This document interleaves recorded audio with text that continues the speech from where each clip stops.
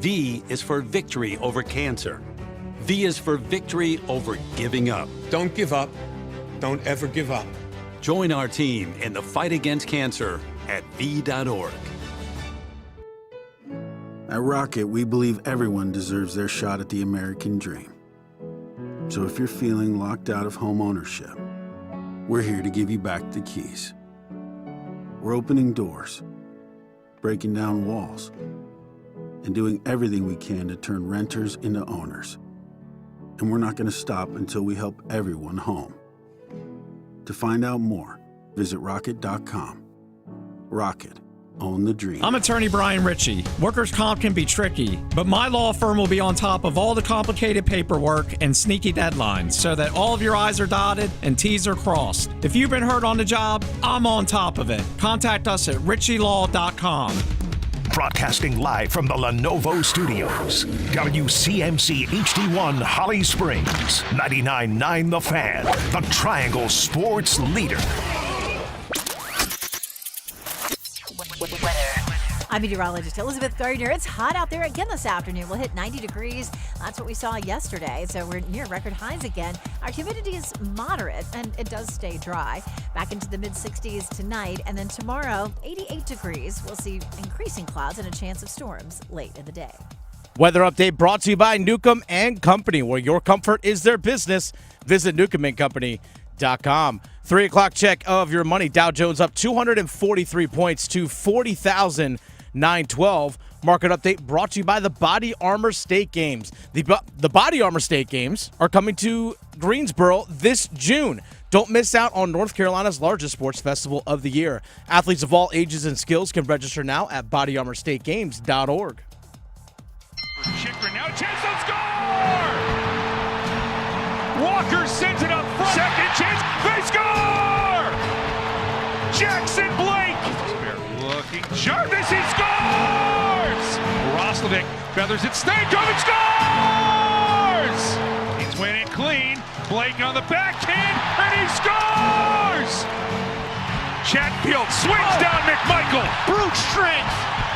He'll get the takedown. The Drive with Tim Donnelly on 99.9 The Fan.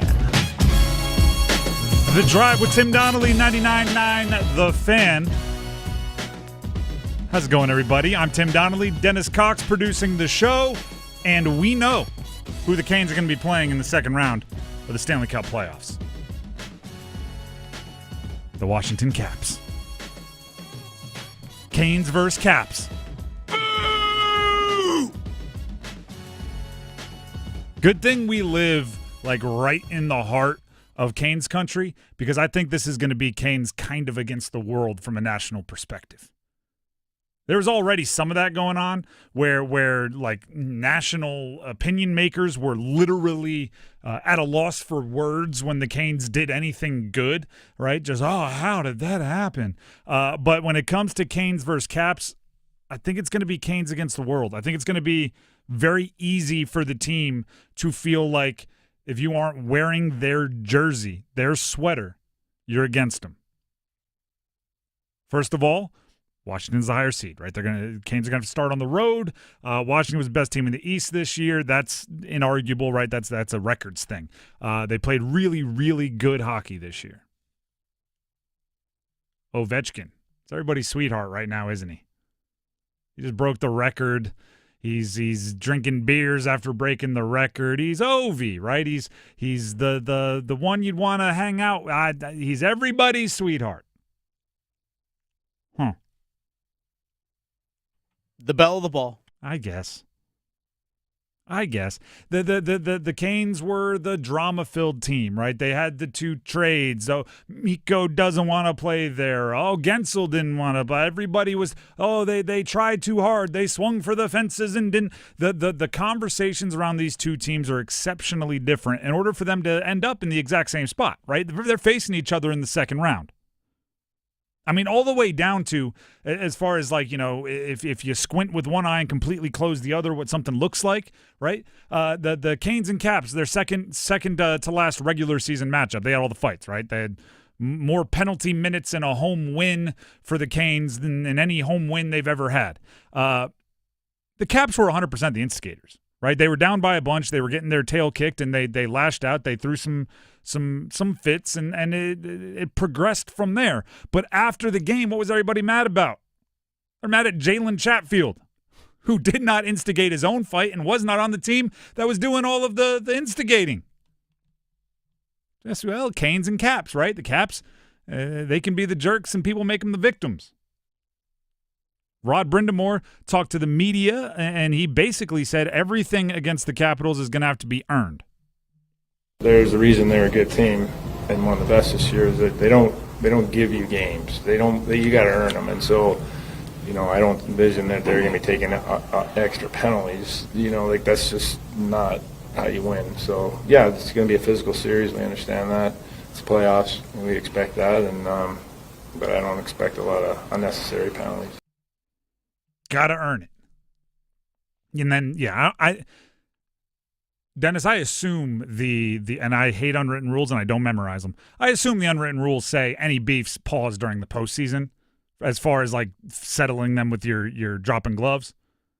Yeah, generally during the postseason because you don't want to be sitting in the penalty box yourself unless and all there's those a kinds of things. Super, super specific situation where it looks like neither team would face any serious consequences from it. Exactly. I don't expect any of that. But I do expect everything I just said, paired with everything we've heard from the Canes since the trade deadline, to really make for a narrative that the Canes can build upon. Right? Any run through a postseason, particularly one that doesn't come from a top seed, right? Because it's hard to, rally the troops with rousing speeches when you're the Goliath. But any run from a team that is gonna maybe surprise some people, there's usually like a mantra, a rallying cry, bunch of jerks. There's usually a something that the team latches onto. And it doesn't always have to be super like deep and complicated, right? You hear teams chanting like, why not us? Right? Remember the NC State, why not us? You gotta believe. I've seen multiple teams go with the you gotta believe, and that basically just means when you're down, you gotta believe, right? And that sparks them somehow. For the Canes this year, I don't know the exact phrase, but it's going to be some form of you gotta want to be here. Guys want to be here. Because that was the negative narrative around the trade deadline. Mikko Rantanen didn't want to be here, followed up by Jake Gensel didn't want to be here, even though I don't know if that's all the way true, but that was the narrative. It was all of this, Carolina, why doesn't anyone want to play for you? And then the team, and darn near every interview, made it very clear that they wanted to be in Carolina. Yesterday, we talked with Taylor Hall, one of the newest Canes, came over in the original Mikko Rantanen trade, former MVP. He was on the show, and we started talking about the deadline and all the chaos and what it's like to be past that in the postseason where your tunnel vision really narrows in, and this is part of what Taylor Hall's response was. The Mikko stuff was a bit.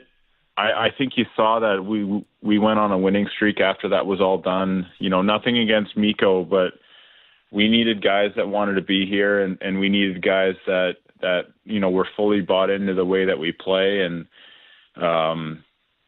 it's a balanced forward group. Obviously, we have some studs in Jarvie and Aho and Svetch, but everyone plays a role, and you don't see a lot of guys playing 22, 23, 25 minutes during the regular season. Everyone's bought into what we do, and I think when that was all done with, when the trade deadline had passed, we kind of took off, and that was fun to see, and I think going forward, this is the group that we're going to have, and that's a great thing. We needed guys that were fully bought in to the way we play, guys that wanted to be here. Now, Taylor's not the first one I've heard that want to be here from. Right? There's this. I don't know if they're the ones that stayed. That was what the Kentucky national championship, whatever that was in the 90s, because they got hit with sanctions and certain guys stuck around. And then when the sanctions came up and they played well, and also, what was it, Jamal Mashburn showed up, then it's the ones that stayed. I'm not saying that this is the same situation, but I think they're out to prove that you can achieve all your lofty goals in Carolina. I think they're out to prove that they want to be here and they want to win in Carolina. It's not enough to be here. It's not enough to be on the team. You have to want to be there. They're not treating their team like a job. They're treating it like a choice. Right? I'm sure we've all known people at the jobs we've had. And they're there why? It's like, in the interview, can you tell me why you would be a good fit for this job? Well, I need money, and I heard you're giving it by the hour to whoever does this, so I'm willing to, right? So, what do I have to learn in order for that transaction to occur? Because rent's due. That's one way to look at a job, and there are professional athletes that look at it that way. I don't think they want those guys in the Carolina Hurricanes locker room. They want guys who want to be Canes. Hey, why are you the right fit for this job? You better have answers, right? Well, your system does this. Your culture does that. My personality fits in this way. My favorite part about that quote from Taylor Hall that we just played, right? Nothing against Mikko, but we needed guys that wanted to be here. We needed guys that were fully bought into the way that we play. My favorite part is Hall and Rantanen got here the same time. They were in the same trade. Taylor Hall told us in that interview he had never played with anyone on the Canes except for Orlov for a month, right? So it's not like he showed up knowing, hey, this guy's my buddy, I'm going to fit in. Yet, how quickly it felt like Taylor Hall fit in. I was still on the show weeks after the Four Nations Cup going, well, you got to give Rantanen some time to fit in. He's got to settle down, right? His life's been turned upside down. And then by that point, it felt like Hall had been here a year and a half. And that I probably should have noticed, right? Some guys fit, some guys don't. That guy will be scoring goals in postseason clinchers. That guy going to be playing for someone else. And that is what I think the rallying cry of this team is. It is they all want to be here. They're all not just here cashing a check. They're not just here trying to extend their career or get the stats. They're here to win, and they want to do it in Carolina. They want to do it for Rod. They want to do it with that system because it fits them. Not everyone fits with Carolina, but the ones that do, it's obvious. Part of the reason why I think all the post-series hugs for Brett Pesce were so aggressive because they knew, I know you're not here, but you do fit in here, right? We knew that you're one of you're probably trying to impart some of our culture over there, and we get it, but we know you could fit in here. Money, business. So I'm looking though. I need to get a better catchphrase. It needs to fit on a T-shirt. Can't be like guys that want to be here. It needs to be, I don't know, 2 words shorter than that. I'll workshop it. Just bought in? Bought in? Yeah, that's a good one. There it is. Done. Bought in's a good one. Yeah, I like it. The Drive with Tim Donnelly, 99.9 The Fan. Gosh, there's no transition here. From the Carolina Hurricanes to the 73-year-old legendary NFL coach that is now coaching college, that has the 24-year-old girlfriend that's making headlines all across of not just sports media, but the media landscape in general. Bruh. How that for a transition. Belichick. We have that conversation next. Need more Stanley Cup chatter, Canes fans? Listen afternoons at 12:15 and 4:15 for our Cup Check-In. Served up by Carolina Ale House. Adam Gold talks with hockey's best, past and present, bringing you the latest insight on the chase for Lord Stanley's Cup. It's the Cup Check-In on 99.9 The Fan. Served up by Carolina Ale House. Come to Carolina Ale House Cary for away game watch parties throughout the playoffs, or visit CarolinaAleHouse.com/Canes. Chick-fil-A wants to say thanks for all the little things our teachers and educators do each day to make a big difference in our community. That's why on May 6th, local Chick-fil-A restaurants are celebrating Teacher Appreciation Day and giving away a free entree, chicken minis from open until 10:30 a.m., and a free original Chick-fil-A chicken sandwich from 10:30 a.m. until close with a valid ID. Valid at participating Greater Triangle Area Chick-fil-A restaurants. Offer subject to availability while supplies last. Visit your local Greater Triangle Area Chick-fil-A restaurant for further details. Navy Federal Credit Union celebrates Military Appreciation Month in May. Whether you're active duty, a veteran, or a military family, we are all united this month to celebrate those who go above and beyond. As a credit union created for the military community, Navy Federal takes special care to ensure that our members feel celebrated and honored every day and every May. So from all of us at Navy Federal, happy Military Appreciation Month. Navy Federal Credit Union. Our members are the mission. Navy Federal is insured by NCUA. Prescriptions require an online consultation with a healthcare provider who will determine if appropriate. Restrictions apply. See website for details and important safety information. Price varies based on product and subscription plan. Hey guys, let's talk ED because millions of men experience it. But not everyone can access or afford treatments like Viagra. Hims can help. Through Hims.com, you can access a full range of treatment options for ED through a 100% online process. To start your free online visit and save up to 95%, go to hims.com/joy. HIMS.com/JOY. Hey, it's Adam Golden. I am in studio with my friend Ryan Monsine from the Aluminum Company of North Carolina. I tell people this all the time. If I am putting my name on a commercial, then the company that I'm doing it for has to be great at one thing, and that is customer service. You guys are great at everything, but that's probably your specialty. Absolutely. We pride ourselves on customer service. We have over 850 Google reviews, and we have a 4.9 rating. We're one of the few companies, too, that takes absolutely zero down payment. We don't require a deposit, and we've been in business since 1961. Whether it's windows, siding, doors, roofing, gutters, we're happy to help you with any of your home improvement needs. We have a full staff of project managers, and then we'll also, when the job's done, have someone come through, do a walkthrough when it's done. We'll communicate before the project starts, let you know where the material's at, ETAs, all that good stuff, and keep you on track. You guys are awesome. To your credit, 4.9. Who didn't give you a 5? 800-672-4348, aluminumcompany.com. Marcy Bailey here to remind you that Mother's Day is right around the corner. Show your love and appreciation for Mom with something sparkly wrapped up in a Bailey box. We've curated an amazing Mother's Day gift guide with beautiful jewelry for every style and budget. Shoppable at BaileyBox.com. We also have all the top designers like David Yurman, Lagos, and Hippolyta, along with our highly sought-after Bailey's collections. Bailey's Fine Jewelry, voted best jeweler from the Triangle to the Coast. Never been too worried about what everybody else thinks. Just try to do what I feel like is best for me and what's right. How did you guys meet? Not talking about this. No? No. It's a topic neither one of them is comfortable commenting on. The interview that put all of the Bill Belichick relationship drama on a stage. Up until Bill Belichick on it was Sunday, right? Because it was CBS Sunday mornings on Sunday. Up until that interview ran and the video started going viral of his 20-something-year-old girlfriend Jordan Hudson jumping into the interview and saying we're not going to talk about that.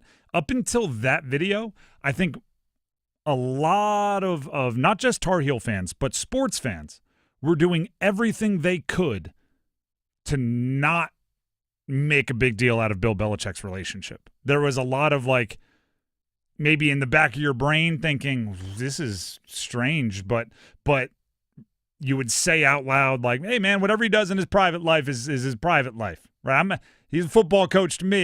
He's not my not my dad or whatever it is. And then that interview happened and it seemed like everybody went, all right, we got to talk about it. All right, this we got to that. Why is she there? Why is she stopping the interview? How involved is she? This is past the point of no return now. Especially since we saw a few weeks back the emails that popped out about I don't want Steve Belichick to be referred to as Bill's son.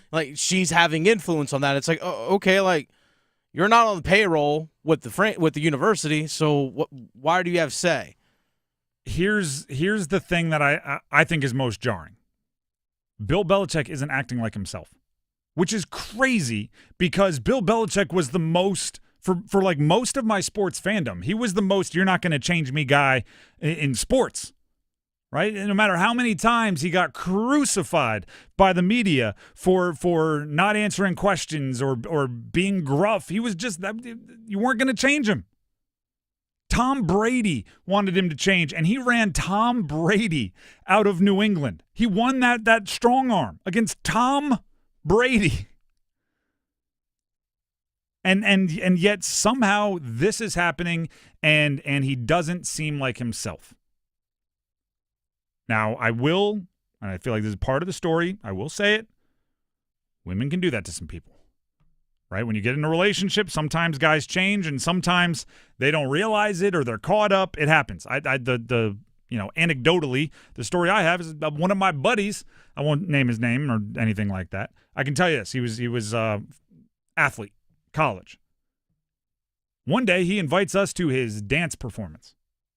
And not like, powder puff cheerleading, we're doing it for charity, like a lady that we all knew, another student, invited him to be her dance partner for her final performance at her dance class. And he was, at the time, smitten with this young woman. And probably if she said, like, I need you to jump out of an airplane for my class, he would have been like, absolutely. The real kicker was she had a boyfriend that went to another school and was at the performance with us, sitting right next to, in the friends section, watching them do the rumba or whatever, or the waltz, whatever it ended up being. And years later, we were sitting around and he had gotten over the girl. And we were like, whoa, remember when you had us come to a dance recital? And he was like, yeah, not my proudest moment. Not even a good dancer, by the way. I don't know why she asked him. Probably because she knew he'd say yes. But my point is, it's like those Snickers commercials. You don't act like yourself when you're hungry. Sometimes you don't act like yourself when you're in love, right? When you're in that honeymoon phase, which maybe he is, right? Maybe he is. The rest of it doesn't make any sense. She's helping him with his media presence, helping him promote a book. Why would he lean on a 24-year-old for media advice when he has, quite literally, significantly more than 24 years of experience dealing with the media? He even worked in the media last year when he wasn't coaching. It's pretty outlandish, right? Because I get it, and we see it in this business all the time, right? You bring in the person fresh out of college to work on your our social media manager here is App State grad. Shout out. She's younger and she gets it, and when she starts talking about some of the analytics of social media, heck, I'm in my 30s, and even I'm like, you're speaking gibberish, right? She just was brought up in it, so I would get that, right? Bringing someone younger to understand social media because it's a generational thing. But Bill Belichick doesn't need it. Bill Belichick doesn't, and he knows he doesn't need it. Has anybody followed Jim Larrañaga, the coach, the basketball coach from Miami that quit midseason? I am fascinated by what Jim Larrañaga is doing on social media. Since he quit, retired, whatever you want to call it, on Miami, he just tweets out randomly, true story, and then a notes app of a story from his college career, from his college coaching career. Hey, this one time I was picking up a recruit for an official visit, and as we were driving out, a dog bit his hand, and we ran over a dog, and this is like quite literally one of his stories. And the mom was very worried, and we said, don't worry, at our university we have the best hand doctors in the world, got him stitched up, he committed by the end of the visit. And it's like, what? But it's just him telling stories from his career. One time a star player had an injured ankle, and one of the trainers had a lake house, and it was middle of the winter. Trainer had the idea, hey, let's get him to the lake house. Let's sit him on the edge of the dock and put his ankles in the freezing cold lake water. That'll get and he went, and it worked, and he played and had 16 points. True story, Jim Larrañaga. If Bill Belichick just did that, just notes app, typed up, screenshot, sent it out, stories about Lawrence Taylor, stories about Gronk, stories about coaching in Cleveland, it would go bananas promotional for his book. He doesn't need a 24-year-old, which is where I think it gets to football. He doesn't need anyone telling him anything about football either. No, he doesn't. I bet UNC fans are getting to the point where they're going, if he doesn't need any help in media, but she's working her way in anyway, How long till she's working her way into other stuff? He doesn't need any help. And I'm not saying he doesn't need any help specifically from her. I'm saying he doesn't need any help from anybody when it comes to getting messages out. He's Bill Belichick. He doesn't need any help scheming up a defense, recruiting, doing anything like that. He's Bill Belichick. But that didn't stop her in other forms of decision-making, right? She's deciding what questions he answers in an interview rather than – and he put out a statement saying it was all it wasn't. CBS put in a statement out first, by the way. There was no – CBS wouldn't agree, but CBS Sunday morning. Right? Yeah. Because he was saying, I only want to talk football and about the football context of the book. It's CBS Sunday. This isn't like NFL matchup with Ron Jaworski. The CBS is going, we don't care about the football. We don't need to hear how you schemed up a blitz in the Super Bowl. We want to hear about your creative muse. That's what you called her in the book. So they wouldn't have agreed to it, and they wouldn't, just from journalistic practices, wouldn't agree to it. But she's sitting there, calling it shut. Why would he lean on a 24-year-old for advice in media? And if he's doing that, why wouldn't he? I mean, how soon till Jordan Hudson is going, actually, we've switched to the nickel when they come out in 4 wide. Just like we're not answering that question. How long? We're going to get the extra defensive back on the field anytime it's 2nd and 8 or more. That's what the worry is. Because part of me still says, personal life, who cares? But it's starting to creep into the parts that we cover. It's starting to creep into a coach's brand and reputation, which in college sports, your brand and reputation is recruiting, it's fundraising, it's everything else. It matters. And it's starting to creep in, I think, into worries about the football. And like you said, he's become the distraction. For a guy that always preached, do your job, don't be a distraction. Preached it nonstop for years. Now he himself has become that. Mm-hmm.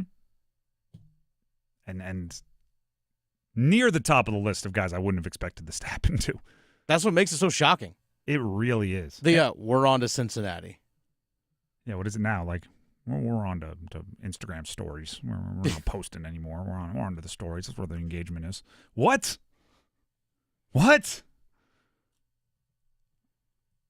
I'm watching. I can't take my eyes off it. I'm going to be reading every article, just to let you know. I know about her real estate investments of the last couple of years because an article came out in the New York Post, and I was like, clicking that. Going to read that whole thing. I can't take my eyes off it. She owns a bunch of multifamily homes in New England. I don't care at all what she owns. I don't care if he paid for it. I don't care. But I'm going to read the article. I'll tell you that much. The Drive with Tim Donnelly, 99.9 The Fan. That's UNC's football coach right there. Hasn't even played a game. We're still months away from him coaching a college football game. I can't. Don't try to guess what's going to happen next. We have the Dean's List coming up, and speaking of the ACC, a potential seemingly small change to the ACC basketball conference that could actually impact a whole bunch of things. Big change. The Drive with Tim Donnelly, 99.9 The Fan. That's coming up next. Right now, Tim Donnelly for Miller Lending. Didn't even reference the real estate stuff right before this intentionally, but it works out, right? You're going to own multiple properties. You're going to need multiple mortgages, huh? Unless you're paying in cash. But if you're looking for a mortgage, Gordon Miller Lending, the place to do it. An investment property, whatever it is, for mortgage needs, Gordon Miller and Miller Lending, the home of the no closing cost loan. Right? Actually, that's a good point. If you're buying a second property, you think it's time to invest, you got an area you like, multi-home, going to start bringing in all that passive income, you're saving up for a down payment, well, you'd also have to save up for closing costs and fees and all of these other costs that build on top of a traditional mortgage, but not if you call Miller Lending. They can hook you up with what they call a no-cost loan. That is no closing costs, right? No cash out of your pocket. Get the down payment. Make the down payment, get ready for your monthly payments. That's how it works. And then if you need to refi, you do it again. If you need to refi, if rates drop, do it again. If rates drop, do it again. All of those things are options, and always with no closing costs and fees. Zero means zero, no third-party fees, none of it. Just pay basically towards your equity, which is what you're looking to do. And interest, obviously. The Drive with Tim Donnelly, 99.9 The Fan, wants to make sure you know the number for Miller Lending. 919-447-3300. 3377. That's 919-447-3377, or visit them online at millerlending.com. That's millerlending.com. Miller Lending is an equal housing lender, NMLS number 2502146. When we come back, potential, seemingly small but big change to ACC basketball. Stick around. Let's go! It's the Stanley Cup playoffs. Aho now to Jarvis. Jarvis, go get the Giants.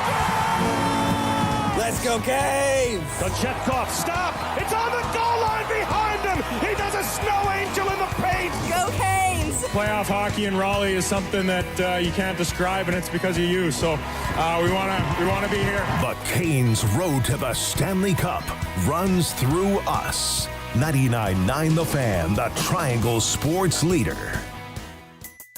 Dear McDonald's, your breakfast menu? Fire. 10s across the board.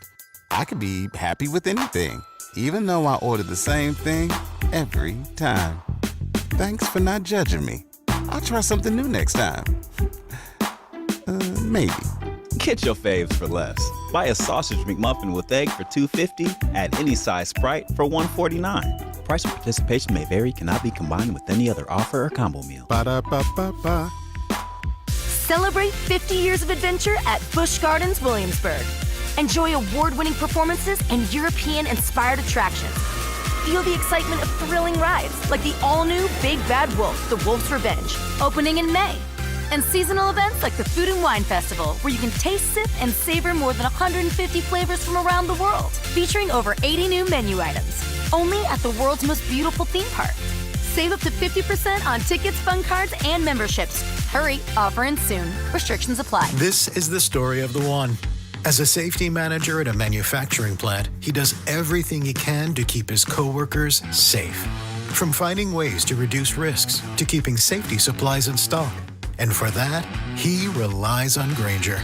Grainger offers a broad range of quality products and next-day delivery, so he can always play it safe. Call 1-800-GRAINGER, click Grainger.com, or just stop by. Grainger, for the ones who get it done. When you switch to Progressive, you could save bundling your home and auto. Then you could put that money towards some of the surprisingly more expensive things in life. May I help you? I just wanted to request a late checkout, please. Of course. That's $30 per hour for up to 4 hours. Huh. Okay, but if you can offer a late checkout, then that probably means no one is staying in that room. So if it's empty, maybe I can just stay a few extra hours. Oh, aren't you adorable? Life costs a lot, so bundle and you could save with Progressive. Progressive Casualty Insurance Company, affiliates, and other insurers. Not available in all states. This Cinco de Mayo weekend, let's keep our community safe from drunk driving. If you celebrate a little too much, use a rideshare or designated driver. Amigos don't let amigos drive drunk. Think before you drink. From your friends at 99.9 The Fan and Ritchie Law Firm Injury Lawyers. Hey there, I'm Jack. And I'm Stag. We're just two deer that want to make sure you know it's deer season at your authorized John Deere dealer. The deer season that saves bucks. You know, like us. Yeah, you can get $3,000 off select John Deere machines. No early wake-up calls or tree stands required. Just a trip to your authorized dealer before June 2nd. If you ask us, it's the only deer season worth celebrating. Visit johndeere.com/deer season to find an authorized dealer and for complete finance details. If Heineken Silver was a 60-second radio ad, it'd tell you all the stuff you need to know in only 30 seconds to keep things light and refreshing. Seriously, time me. Heineken Silver, a world-class light beer that's surprisingly crisp and refreshing. Made with only premium quality ingredients and just 2.9 grams of carbs and 95 calories, all without compromising on taste. Heineken Silver. Order now at Heineken.com/silver. Must be 21 and older to purchase. Enjoy Heineken responsibly. Whew. 30 seconds. That's it. Done.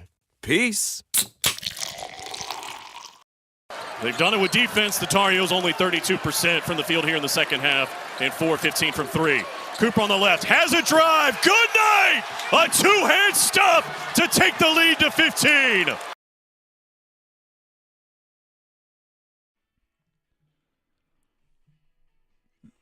This is The Drive with Tim Donnelly on 99.9 The Fan. Don't forget, everybody, you're going to want to pay attention. I know, hey, sometimes you probably tune me out. Hopefully you listen a good amount as well. But right now, you darn sure want to listen. Because today at 4 o'clock, it is back. 99.9 The Fan. Every afternoon today, tomorrow, and Monday. Those 3 afternoons, you have your chance to become a contestant for the 10K playoff payout, which means you'll be able to, if you are registered as a contestant, we'll be registering 2 today in the 4 o'clock hour, 2 tomorrow in the 4 o'clock hour, and then the final contestant will be registered during Monday's show. If you are chosen as one of the contestants, you'll be able to try your luck at playoff tickets, see the Storm Surge in person by finding the golden puck, or I should say, and you'll get to take your ultimate slap shot at $10,000.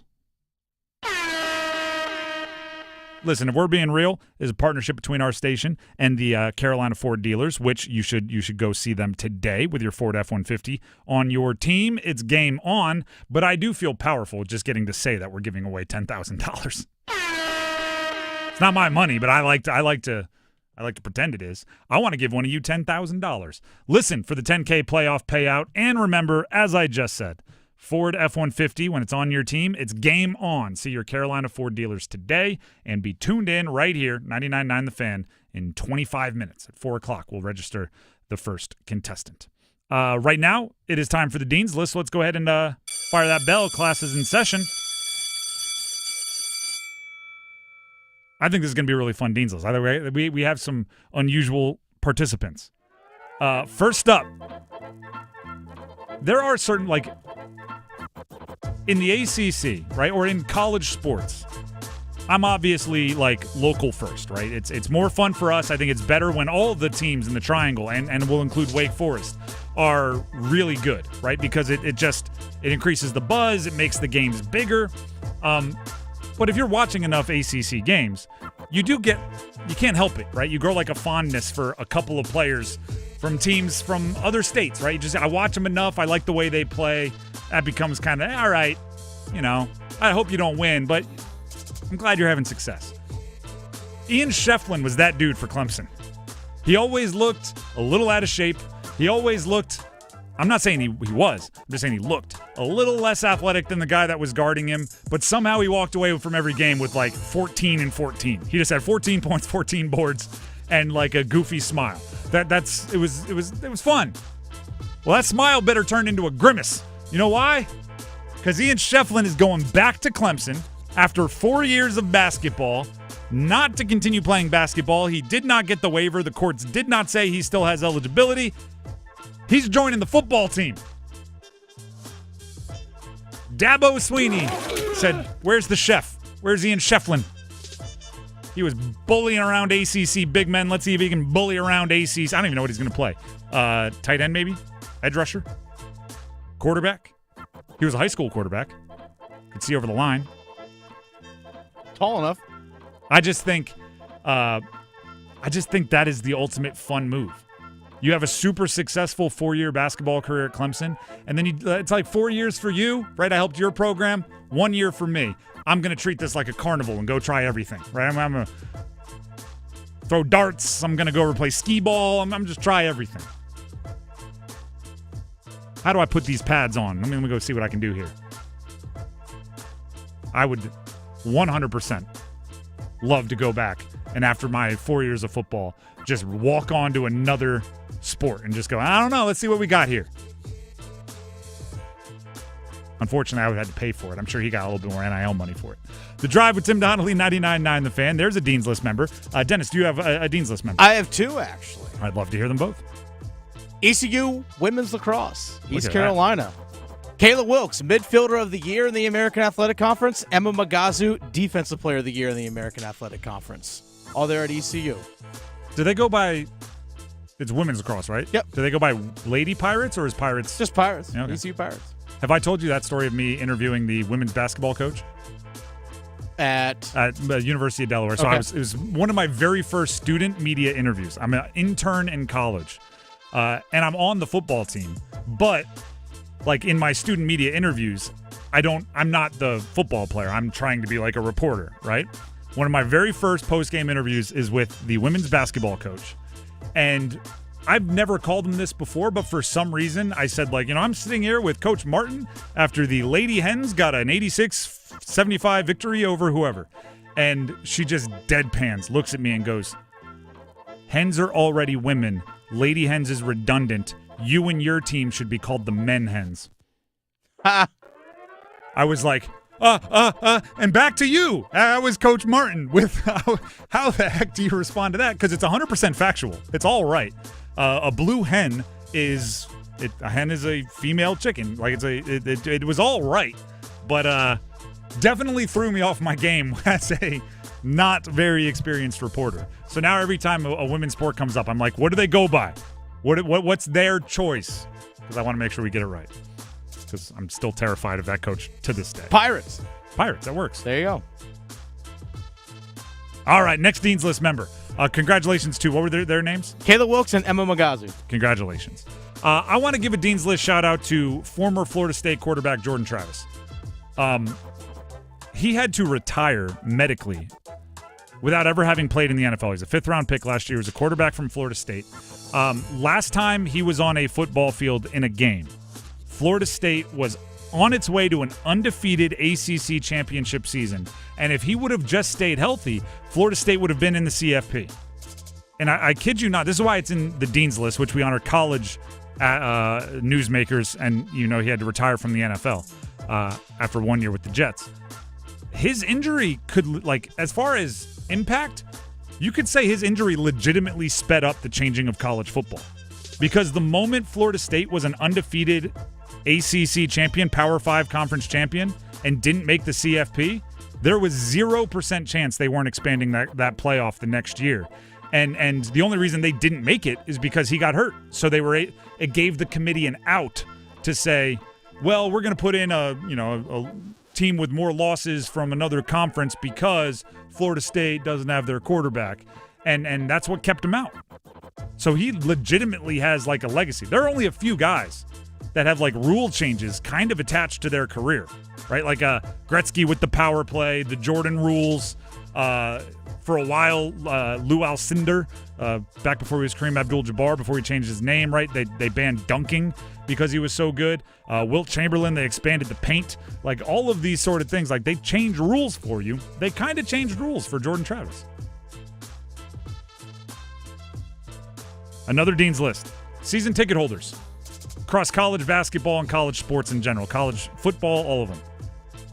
I don't know if this has always been going on, but I've seen 2 videos in the last 48 hours of one was Will Wade, the head coach at NC State basketball, personally calling NC State season ticket holders to renew their tickets.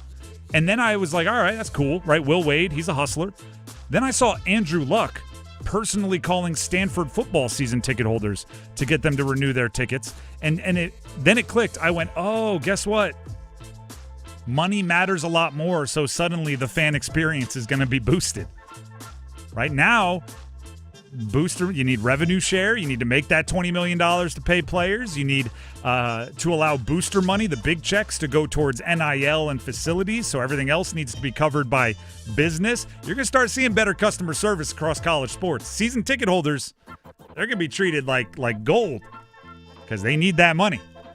Back in the day, all right, we lost your couple $1,000. We'll get someone else to sit in those seats eventually. Now it's like, what do you mean you want to move your seats from the premier section to the less premier section, and they're gonna be $400 cheaper on the year? We'll get Andrew Luck on the phone. We'll get the head coach on the phone. He's gonna talk to you personally, get you to up that spend. There you go. The Drive with Tim Donnelly, 99.9 The Fan. Class dismissed.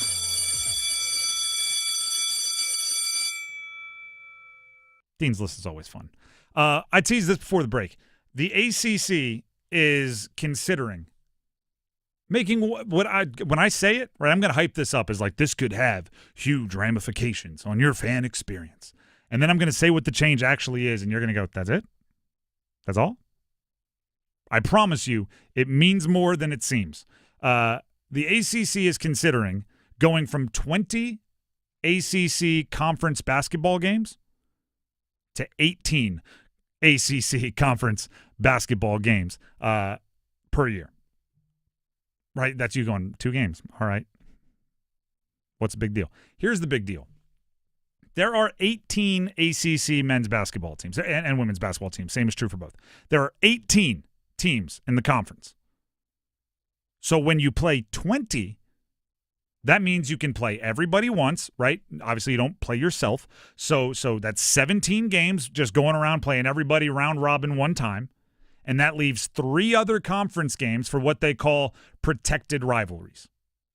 Okay, so if you are NC State, you play everybody once, then you play UNC to make it twice, Duke to make it twice, Wake Forest to make it twice, right? Those teams, you get to play twice. And the same is true for every team has 3 teams. They play twice per year, and then they have everyone else they play once. If you take away 2 of those games, you play everybody once, right? You're down to 18 total conference games. You play everybody once. That accounts for 17, and you only have 1 team that you play twice a year. So if you're NC State, you don't play, ready for this? UNC twice a year. And UNC, you don't play NC State twice a year because obviously they're going to protect Duke and Carolina for business purposes. That's the moneymaker. Yeah. So that one's going to be played twice a year. So nobody else is going to play UNC or Duke twice a year in the ACC inside conference play. Is that all of you going, oh, those 2 games are bigger than I thought?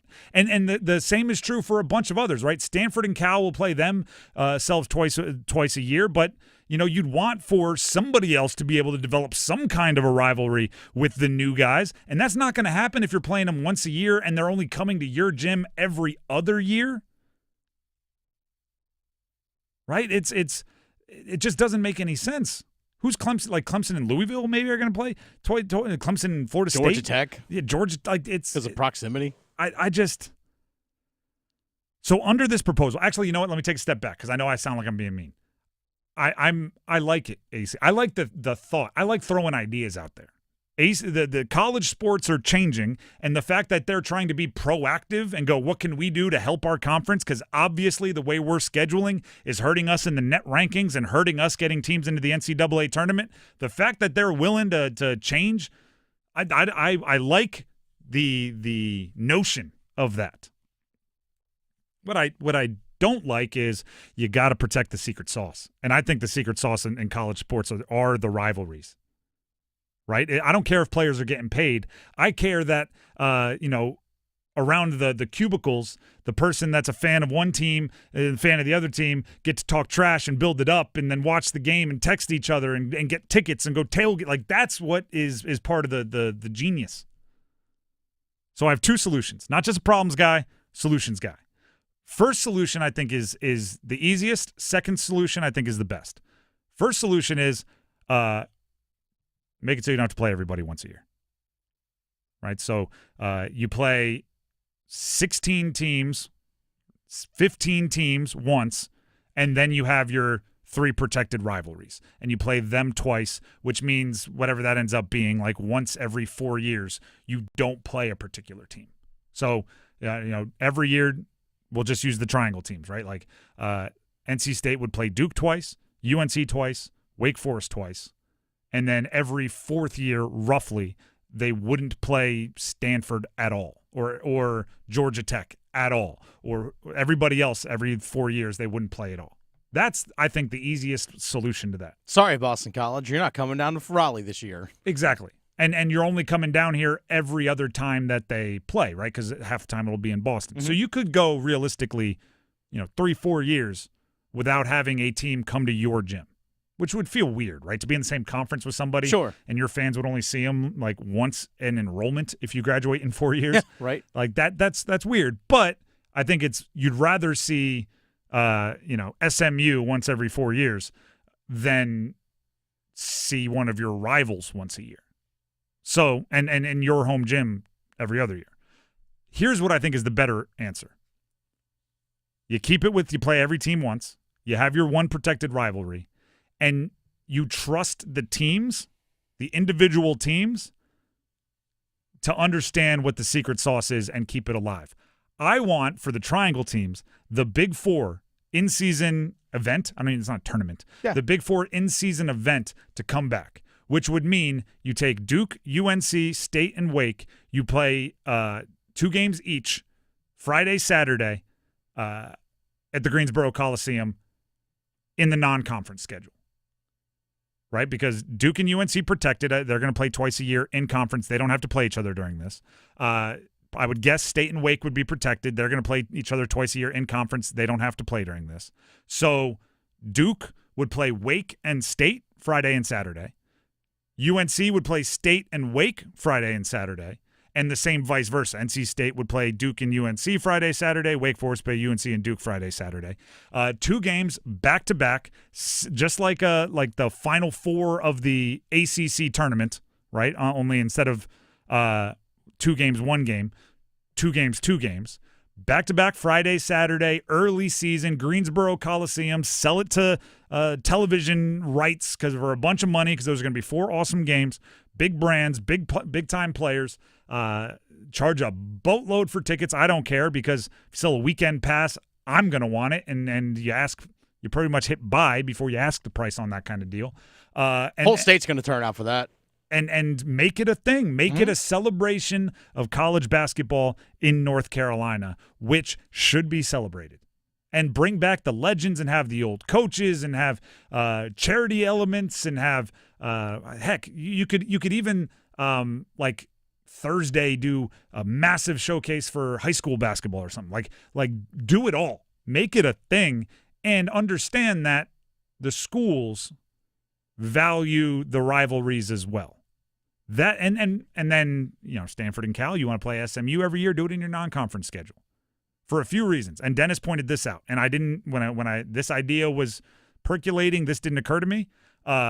It's non-conference, so it won't hurt you in the conference standings, right? So it balances out who's going to be the seeding in the ACC a little bit better. Because right now with protected rivalries, if one of your protected rivalries is like Duke, UNC, one of the teams that are always good, it's your strength of schedule in conference is just always more difficult than those that play, no offense, Boston College every year.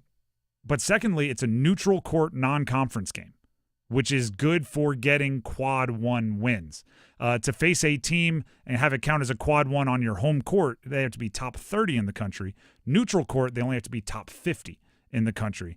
And with it being in Greensboro, technically it's a neutral court for all of them, but technically it's a neutral court for none of them, right? Because they are all from right there, and you can travel as well as your fan base can travel. It's again, I don't think it's the easiest, and I think it takes a lot of convincing, but I would sign up for that right now for the next 50 years, and it would be awesome. And actually, I'd 100% go. Absolutely. The whole state would turn out. I was going to say we'd be trying to do shows live on location. We'd be doing the whole thing. And if you did it smart, you can allocate section like the lower bowl or section of tickets. All right, 1 quarter goes to State, 1 quarter goes to Duke, 1 quarter goes to Carolina, the other quarter goes to Wake, and then you also can sell general admission like you do at the Final Four. Yep. And this got me thinking, right? As we continue going down this path, and I hate to give credit to this particular subset of people because I don't like to dabble in this world. I don't even like to talk about it on air. But we have started seeing politicians across multiple states, multiple different levels, trying to pass legislation that says these 2 schools have to play in these sports all every year, X amount of times. And I always thought it was ridiculous. All right, politics, get out of here. The sports will handle this. But now I kind of get it. How quickly just the ACC can throw out, hey, we're thinking about going from 20 to 18 games, and it's seemingly a nothing headline, right? Just that's going to be on the agenda at the next meeting. And boom, blink of the eye. If that approves, we're losing rivalry games, things that I do not want to lose. So maybe this is exactly what those politicians were anticipating, those elected officials, and they want to almost force schools to come up with creative solutions like what we just described with bringing the Big Four back, because that would be one way if teams – and then guess what? Just to even go further down, if conference realignment continues and those 4 schools split up, then we have the Big Four to at least guarantee they're playing once a year. Rather than protecting twice a year, we can guarantee they play once in that tournament as non-conference games because this team went to the SEC, that team went to the Big Ten, and that team is now independent. And I don't know which one of those is which. You can decide. It's I don't like it any more than you do, but you have to prepare for it. I don't like it any more than you do, but you don't want the first time you thought about it to be when, the rioters are at your wall and you have to come up with a solution. You want to have a plan to execute, and that sounded like as good of one as I could come up with. Is it actually the best? Up for debate. If you have a better idea, you can send it to us, either on our YouTube live stream comments, 99.9 The Fan, search for it. YouTube live stream, all the comments there. Dennis is checking them throughout the show, so say hi to Dennis. You can. I'll wave to you, and then you can write hi to Dennis.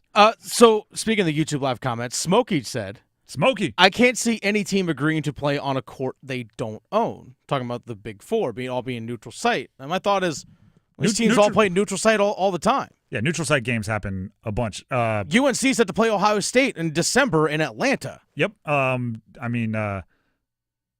also play road games. Yeah. They don't own that court. Matter of fact, the team they're playing owns that court. But like UNC goes to Charlotte for the Jumpman Classic. Duke was in Vegas last year for a big game. They went to Atlanta too. Everybody loves going to MSG. Particularly so Duke. So there's neutral court games, and Greensboro comes with a history that I actually think most of the coaches would like to remind their 18, 19-year-old one and dones about, right? There's some depth there. And you'll be playing in a postseason environment in that kind of place. Big arena, multiple fan bases that are there. It's going to be a postseason type environment, which is good experience, especially if you have young guys on your roster who never experienced it before. Yeah, I'm for it. I'm 100% for it. I'm halfway to saying, like, even if you get to play them twice in conference, do this as the third time because I just want the Big Four to come back. The Drive with Tim Donnelly, 99.9 The Fan. We have football at 4 coming up, and we have to get our first registered contestant for this edition of the 10K Playoff Payout. Every afternoon, today, tomorrow, and Monday, we're registering contestants for the 10K Playoff Payout. If you call in and you are caller number 9, you will have a chance to register. Just have to answer a question where you can try your luck at playoff tickets by finding the golden puck. This is after you register and you show up for the 10K Playoff Payout. And take your ultimate slap shot at $10,000. Listen today, tomorrow, and Monday, right about this time, for your chance to register and be qualified as a contestant. And also remember, with Ford F-150 on your team, it's game on. See your Carolina Ford dealer today. Call in now, 919-860-5326. That's 919-860-5326. If you want to be a contestant, we have that qualification coming up and a little football at 4. Don't go anywhere. Evan, Canty, and Michelle are unsportsmanlike. A record in sports that would be a big deal if it was broken and we'd all be in on it is 100 points in a game in the NBA. Oh, yeah, big time. If I told you within the next 20 years in the NBA, somebody would score 101 points in one game. I could see it. Couldn't you see a team just waving the white flag and another team taking advantage of that? Unsportsmanlike. Mornings from 6 to 9 on 99.9 The Fan, the Triangle Sports Leader. Total Wireless is made to totally keep up with you. We have unlimited data that never slows you down, covered by the Verizon 5G network, and all for less than $30 a month when you get 4 lines. And the best part, we give you a free Samsung Galaxy A16 5G when you switch to the 5G Unlimited or 5G Plus Unlimited plan. Visit your local Total Wireless store today. Total Wireless, we're totally with you. Actual speeds may vary by location. For data management practices, see TotalWireless.com. Struggling to get the sleep treatment you need? I'm Megan Giggling, General Manager of Parkway Sleep Health Centers. You shouldn't have to wait for better sleep. Our streamlined process provides for sleep studies, CPAP machines, and supplies, without the long delays you'll find at other sleep centers. At Parkway Sleep, we'll help you get good rest faster, and with the care you deserve. With over 20 years of experience, join countless satisfied customers who have discovered the Parkway Sleep difference. Visit us today at parkwaysleep.com. Parkway Sleep Health Centers. Sound sleep, sound health. Navy Federal Credit Union celebrates Military Appreciation Month in May. Whether you're active duty, a veteran, or a military family, we are all united this month to celebrate those who go above and beyond. As a credit union created for the military community, Navy Federal takes special care to ensure that our members feel celebrated and honored every day and every May. So from all of us at Navy Federal, happy Military Appreciation Month. Navy Federal Credit Union. Our members are the mission. Navy Federal is insured by NCUA. Still getting around to that fix on your car? You got this. On eBay, you'll find millions of parts guaranteed to fit. Doesn't matter if it's a major engine repair or your first time swapping your windshield wipers. eBay has that part you need, ready to click perfectly into place for changes big and small. Loud or quiet, find all the parts you need at prices you'll love. Guaranteed to fit every time. But you already know that. eBay. Things, people, love. Eligible items only. Exclusions apply. It's bow time. Yep, it's eating time again. Now you could unload groceries, chop, dice, mince, preheat, heat, slap around the smoke detector, and then celebrate with a big old pile of dishes. But if you're tired of cooking, or tired of sorta cooking, it's time to feed the whole family with Bojangles Fried Chicken Family Meal. With Bojangles' famous chicken, fixins, biscuits, and tea, you can forget the cookbook and spend some well-earned quality time with a delicious dinner from Bojangles. It's bow time. There's no time like bow time. Time to stop whatever you're doing for some of that bodacious Bojangles flavor. Satisfy your craving for flavor and your passion for boneless chicken with Bojangles 4-piece Supremes Dinner. 4 perfectly seasoned Cajun-fried whole breast tenderloin fillets. Choice of fixin', a made-from-scratch buttermilk biscuit, and Bojangles' legendary iced tea. When you're hungry for flavor and value, it's bow time. I'm attorney Brian Ritchie. Getting hurt in a car wreck comes with all kinds of stress and frustration. But when you call me, I'll be on top of all of it. So all you need to worry about is getting better. If you've been injured in a car wreck, I'm on top of it. Contact us at ritchielaw.com.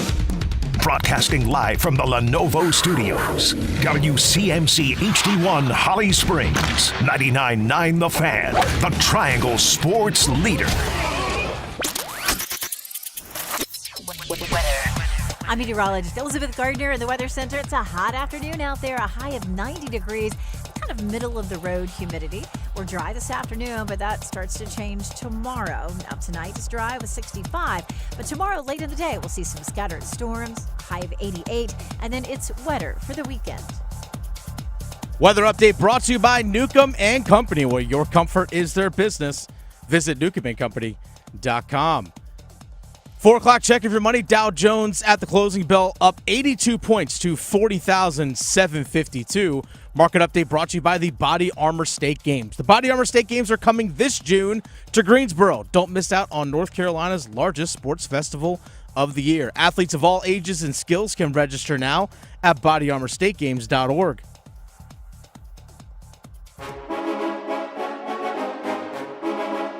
Let's move the chains. Time for football at 4. The Drive with Tim Donnelly, 99.9 The Fan. Before we get to football at 4, we need to qualify a contestant for our 10K playoff payout. Colby is on the line, and if he answers this question correctly, he will get to try his luck at playoff tickets by finding the golden puck and take his ultimate slap shot at $10,000. Colby, are you there? Colby, can you hear me? There you are. All right. Yes, sir. You do have to answer a question first to be qualified. I'm not trying to trick you. Just answer the question correctly, and you will be qualified. Your question is, we all know the Carolina Hurri-Cons. Can you name any other NHL hockey team? Any of the other NHL teams? I mean, any of them? Any of them. Just one. Let's just go. The ones we already whooped, the New Jersey Devils. Fantastic answer. That is correct. You are qualified as a contestant for the 10K playoff payout. You'll have your chance at the playoff tickets, the slap shot, the ultimate slap shot at $10,000. And we usually try to surprise you a couple times. So stay on the line. Dennis will grab some info from you, but congratulations. Awesome. I appreciate it. Thank you. That might have been the perfect answer. Like if you're going to pick another team, the right? team we just whooped. Listen, everybody else, unless your name is Colby or you're a previous contestant for the 10K playoff payout in past editions of it, make sure you call in at 4:33 when we do this later today. That's right. We're qualifying 2 contestants today. Later on this hour, we'll get another. Listen in for the 10K playoff payout later up today here on 99.9 The Fan. And remember, with your Ford F-150 on your team, It's game on. See your Carolina Ford dealers today. Let's go ahead and fire up a little football at 4, shall we? All right, here we go. Thought we were going to have a little. There it is. Let's move the chains. Time for football at 4. Dennis is wearing multiple hats back there. He was ready for us. He was just on the phone grabbing that info. Yesterday we had Dan Morgan on the show. Dan Morgan, Panthers GM. And first of all, if you haven't listened to the full interview, go check it out on our YouTube. It gave a lot of insight into the hows and whys and the planning and the execution of the draft. I thought his input was quite insightful. So 99.9 The Fan on YouTube later today, long after the show is over. Go grab a peek at that interview and see what Dan had to say. But we started off talking about, obviously, their first pick, right? The 8th overall pick, Teteroa McMillan, wide receiver from University of Arizona. And threw everybody off the scent, right? The Jalen Walker was somehow locked in, as every mock drafter and insider said that's who the Panthers were going to take. And obviously that wasn't the deal, right? Because Walker was still on the board, and they went with T-Mac, as they call him. And it's being revealed slowly, maybe, that Bryce Young had quite a strong, compelling case for McMillan, and Dan Morgan was interested in hearing that case. Here's Dan Morgan on how much influence Bryce had on the first pick of their draft.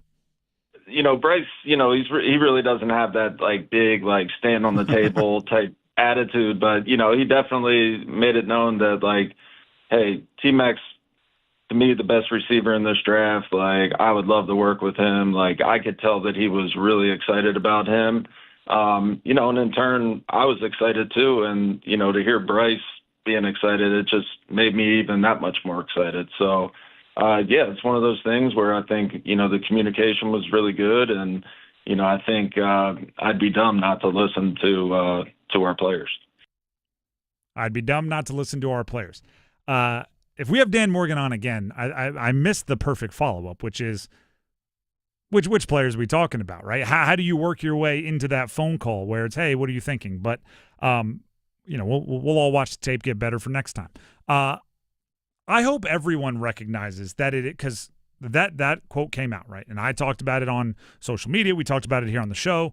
And the reaction was very much, this shows stuff about Bryce, how much the team believes in Bryce, how much he has no excuses, right? That was my take. He now has the back-to-back first-round pick wide receivers. He has the offensive line with all the cash spent, and there's no more excuses.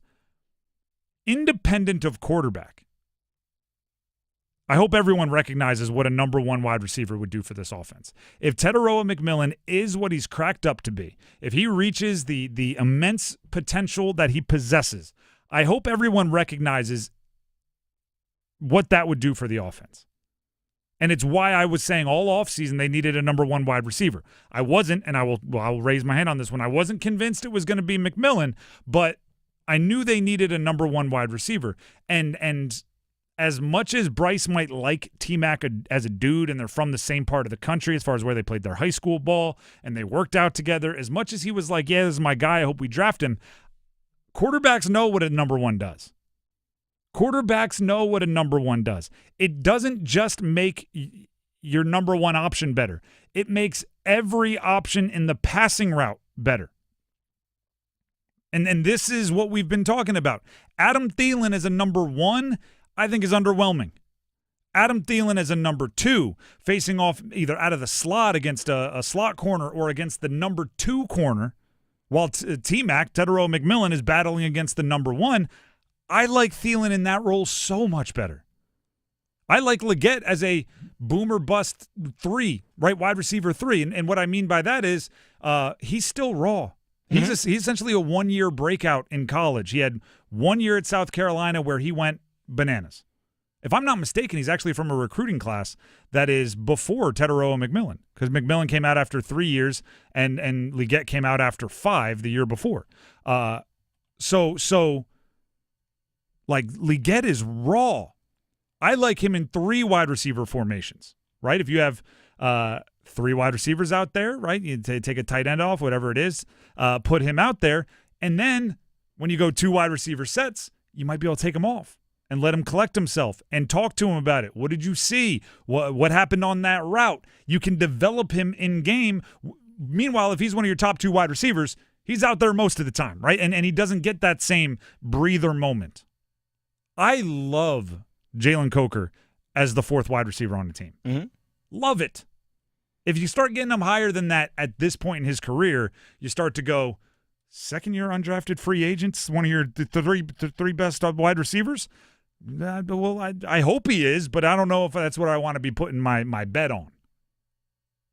They just needed a 1 to take all 3 of them. And we can go on down the list, but we'll just talk about the main guys. They just needed a number 1 wide receiver to have all of those guys improve all of the slots they now occupy. The trickle-down effect. You get a better wide receiver 1, that means a better wide receiver 2, that means a better wide receiver 3, that means a better wide receiver 4, and you only added 1 guy. That's why Bryce is advocating for T-Mac. And then by the way, once you decide, like, hey, I'm going to advocate for a wide receiver, then you do go find your favorite, or you find the guy you vibe with, you find the guy who you think you have chemistry with, and you let the coaches know. But if Bryce didn't say anything, right? Because I always wonder if that's the case. You know, during every negotiation, it's like, well, the quarterback wants a seat at the table. He wants influence. I always wonder if there's a player who's like, I don't want to watch college tape. I'm just going to focus on me. Y'all pick the players. Let's say that was Bryce. Let's say Bryce was like, hey, I'm going to watch all the film in the world of the defenses we're going to face. I don't want to be scouting guys. I'm not going to have an opinion. Even if that was his vibe.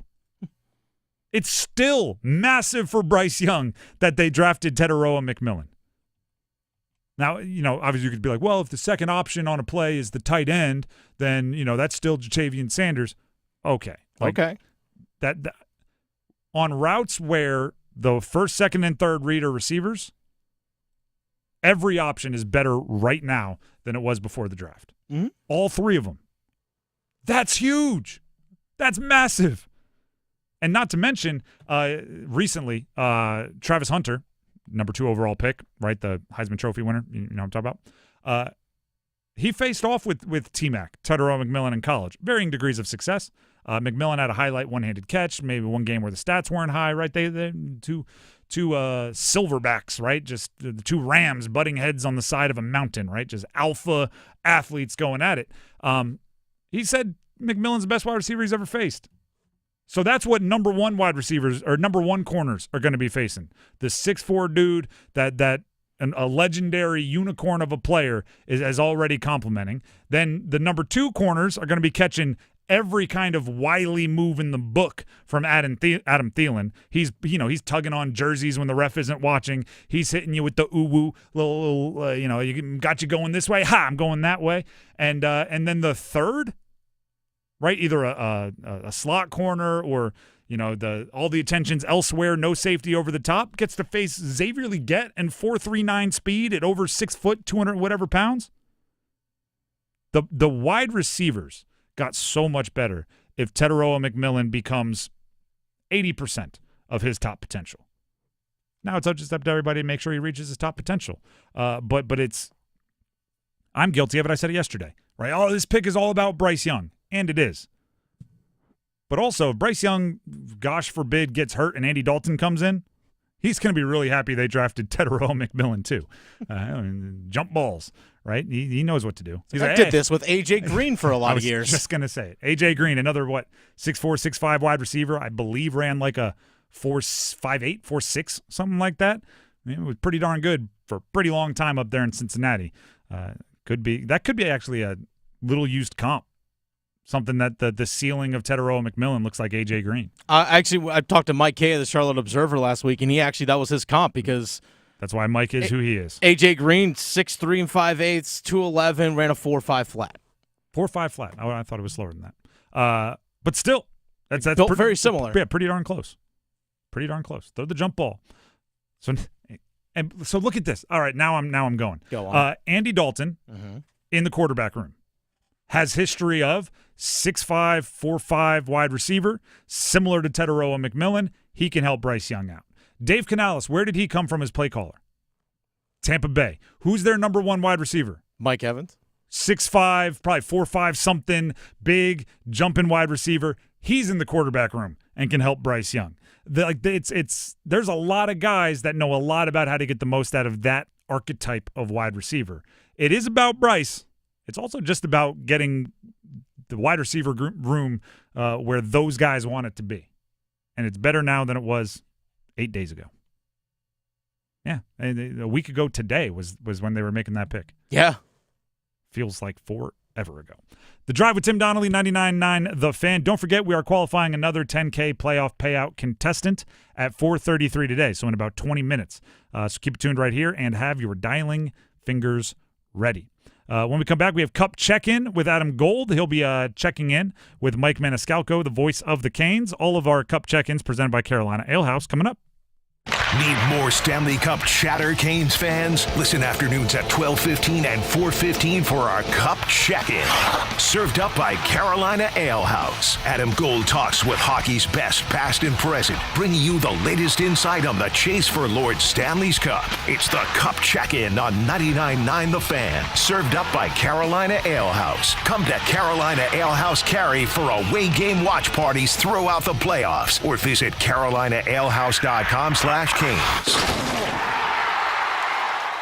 Heineken Silver is a world-class light beer with only 2.9 carbs and 95 calories. It keeps things light and refreshing all year round. It's like rain showing up to cool things off and then politely leaving. It's like cracking open a window and nailing the cross breeze. So, as we move into the warmer weather, grab a crisp and refreshing Heineken Silver and taste the difference. Only 2.9 carbs and 95 calories. Available at your local Heineken retailer or for delivery at Heineken.com/silver now. Must be 21 plus to purchase. Enjoy Heineken responsibly. Breaking news coming in from Bet365, and it's no surprise. Same game parlay from Bet365 just keeps getting better. Well, it's even easier to make a bet. Choose from the most popular markets like hits, run line, totals, and home runs. So many to choose from. Download the app, start building your bet, and see why it's never ordinary at Bet365. Gambling problem? Call 1-877-718-5543 or visit morethanagame.nc.gov. 21 plus only. Must be physically located in North Carolina. T&Cs apply. Chick-fil-A wants to say thanks for all the little things our teachers and educators do each day to make a big difference in our community. That's why on May 6th, local Chick-fil-A restaurants are celebrating Teacher Appreciation Day and giving away a free entree, chicken minis from open until 10:30 a.m., and a free original Chick-fil-A chicken sandwich from 10:30 a.m. until close with a valid ID. Valid at participating Greater Triangle Area Chick-fil-A restaurants. Offer subject to availability while supplies last. Visit your local Greater Triangle Area Chick-fil-A restaurant for further details. This is Gordon Miller from Miller Lending in Cary. Over the years, I'm often asked why we made the choice to become one of the only mortgage companies in the state to provide loans without closing costs as a primary source of funding. And my response is always the same. How did closing costs ever become a thing? Who was that first person who asked for a lower rate, heard it would cost $15,000 to save $50 a month, smiled and said, "That'd be great"? Recently, we're noticing a trend of large national lenders quoting low rates but with a high APR. This is the definition of what happened when that first person asked for a lower rate but ignored how much it would cost. Quotes today are a two-part process. It's not just the rate, but what are the closing costs? At Miller Lending, we simply don't believe you'll keep your loan long enough to realize additional savings. So before you throw away thousands of dollars in needless fees, pick up the phone and call Miller Lending today, 919-447-3377, or simply apply online at millerlending.com.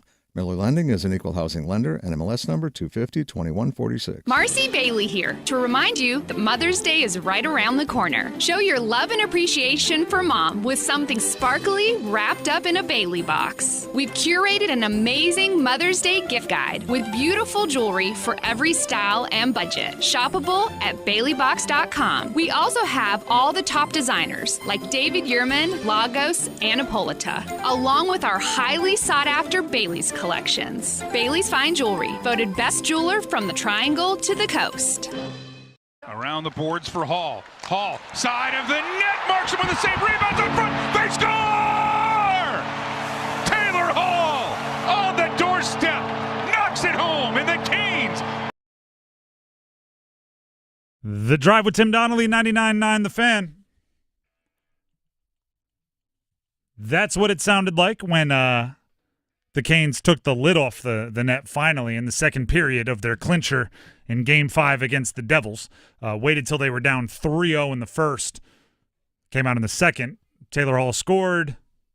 And then everybody scored. They ended up winning in double overtime. Before we get to our Cup check-in with Adam Gold, presented by Carolina Ale House, text BALL, B-A-L-L, to 919-860-5326. That's BALL as a keyword, 919-860-5326. And you'll be entered to win a pair of tickets to NCFC as they take on Charlotte FC at Wake Med Soccer Park on May 6th. The keyword to text in, BALL, B-A-L-L, to 919-860-5326. Now, our Cup check-in with Adam Gold, presented by Carolina Ale House. Remember, you can head out to Carolina Ale House in Cary for away game watch parties throughout the playoffs. The guest for today's check-in, Mike Maniscalco, voice of the Canes. Here's Adam and Mike. This is I'm not saying necessarily a different challenge than the Devils, because the Devils tried to be physical. But Washington is a big, mean team, and I thought they were better than their individual parts this year, but they've obviously continued to play well. But this is a big, mean team, and Tom Wilson is back to being big and mean. Yeah, and I think this is a different challenge than the New Jersey Devils, Adam, because of what you've just said, that they are, and for the most part now, they're healthy. Alexei Protas, the 6'45", whatever he is, and 240 pounds, and he can move, and he really had a breakout season. But he doesn't do it on the power play. Right. So now you add that big body back onto the ice for the Caps, and he can play top line minutes for him, and he kills penalties. What they did this year is they needed to, because they were getting old. There was no way around it. They were an aging team with TJ Oshie, Nick Backstrom, and John Carlson, and everybody was like, what's going to happen here with this Caps team? Are they going to have to go to the bottom? Well, they had young guys who are waiting, biding their time. They find Protas, and he's turned into a monster for them. Connor McMichael this year gets a bigger role because Oshie can't play and Backstrom can't play. And then they went out and they took a chance on Pierre-Luc Dubois, who, it's the 3 previous stops. It doesn't work out. Some of it's his own doing, but now he gets to Washington, and I think that they said, look, you're not the man on this team. We don't need you to be. We don't want you to be. We have the guy. He wears number 8. He's the man. Just go out here and play. But this is your role, and do it to the best of your ability. And Dubois had a great season. Then they get Jacob Chikrin from Ottawa, who, his knock was he can't stay healthy, but he's still young. Like, I'm thinking Chikrin's got to be like 31, 32. He's in his 20s still. Yeah. And they got younger, they got faster, they got bigger, and they're mean. And they're no fluke. They were a team at the start of the year, Adam. Everybody comes out of the gates, and there's one team that you're not really sure where they were going to be. They were the team for me in the Metro. I go, I don't know what they're going to be. Maybe they'll be good, but it's a lot of new parts they put in here. Spencer Carberry is a hell of a coach. And as the year kept going on, you go, well, we're going to see. Well, they got this stretch, and they kept passing all those tests. And then you get to the point of they're just a good team. Once again, that's the Canes Cup check-in. Adam Gold chatting with Mike Maniscalco about the upcoming second-round series for the Carolina Hurricanes, all presented by Carolina Ale House, don't forget. And with the matchup between the Canes and Caps, the Canes will start on the road for the first couple. You can always catch away game watch parties throughout the playoffs at Carolina Ale House in Cary. The Cary location is the site for the away game watch parties. Now, Dennis, I'm hoping I get good news here because it's time for the ladder challenge. Oh, yes, the ladder challenge. Did you lose it yesterday? Did I lose? No, I did not lose. It's the one time I actually wanted the Washington Capitals to score goals, and they did for me. You kind of sold your soul on that one. I want them to get all their goal scoring done last night, and that's what they did. They won 4-1 yesterday. I just needed a combined 3.5 goals between the Caps and the Canadians last night. Unfortunately, that means that during the next commercial break, we'll have to move the trophy into the producers' if studio. you want to bring it now, you're more than welcome to. No, I'll wait. Okay, all right, it wants to be here. Does it, though? So I'll let it stay a little bit longer. This is the moment, like when you're a kid and you sleep over at a friend's house, and then your parents come to show up to pick you up, and then the parents chat, like your parents chat with their parents for another like 20 minutes. You and your friends are getting bonus play time because you're supposed to leave, but they're chatting. Right now, me and the trophy are just getting some bonus time in his home studio. Okay. We will do it all over again in May. Matter of fact, we'll start right now. Mine did win, by the way. I had Steph Curry 3 or more threes versus the Rockets. He finished 3 of 9, so took some volume, but he got there.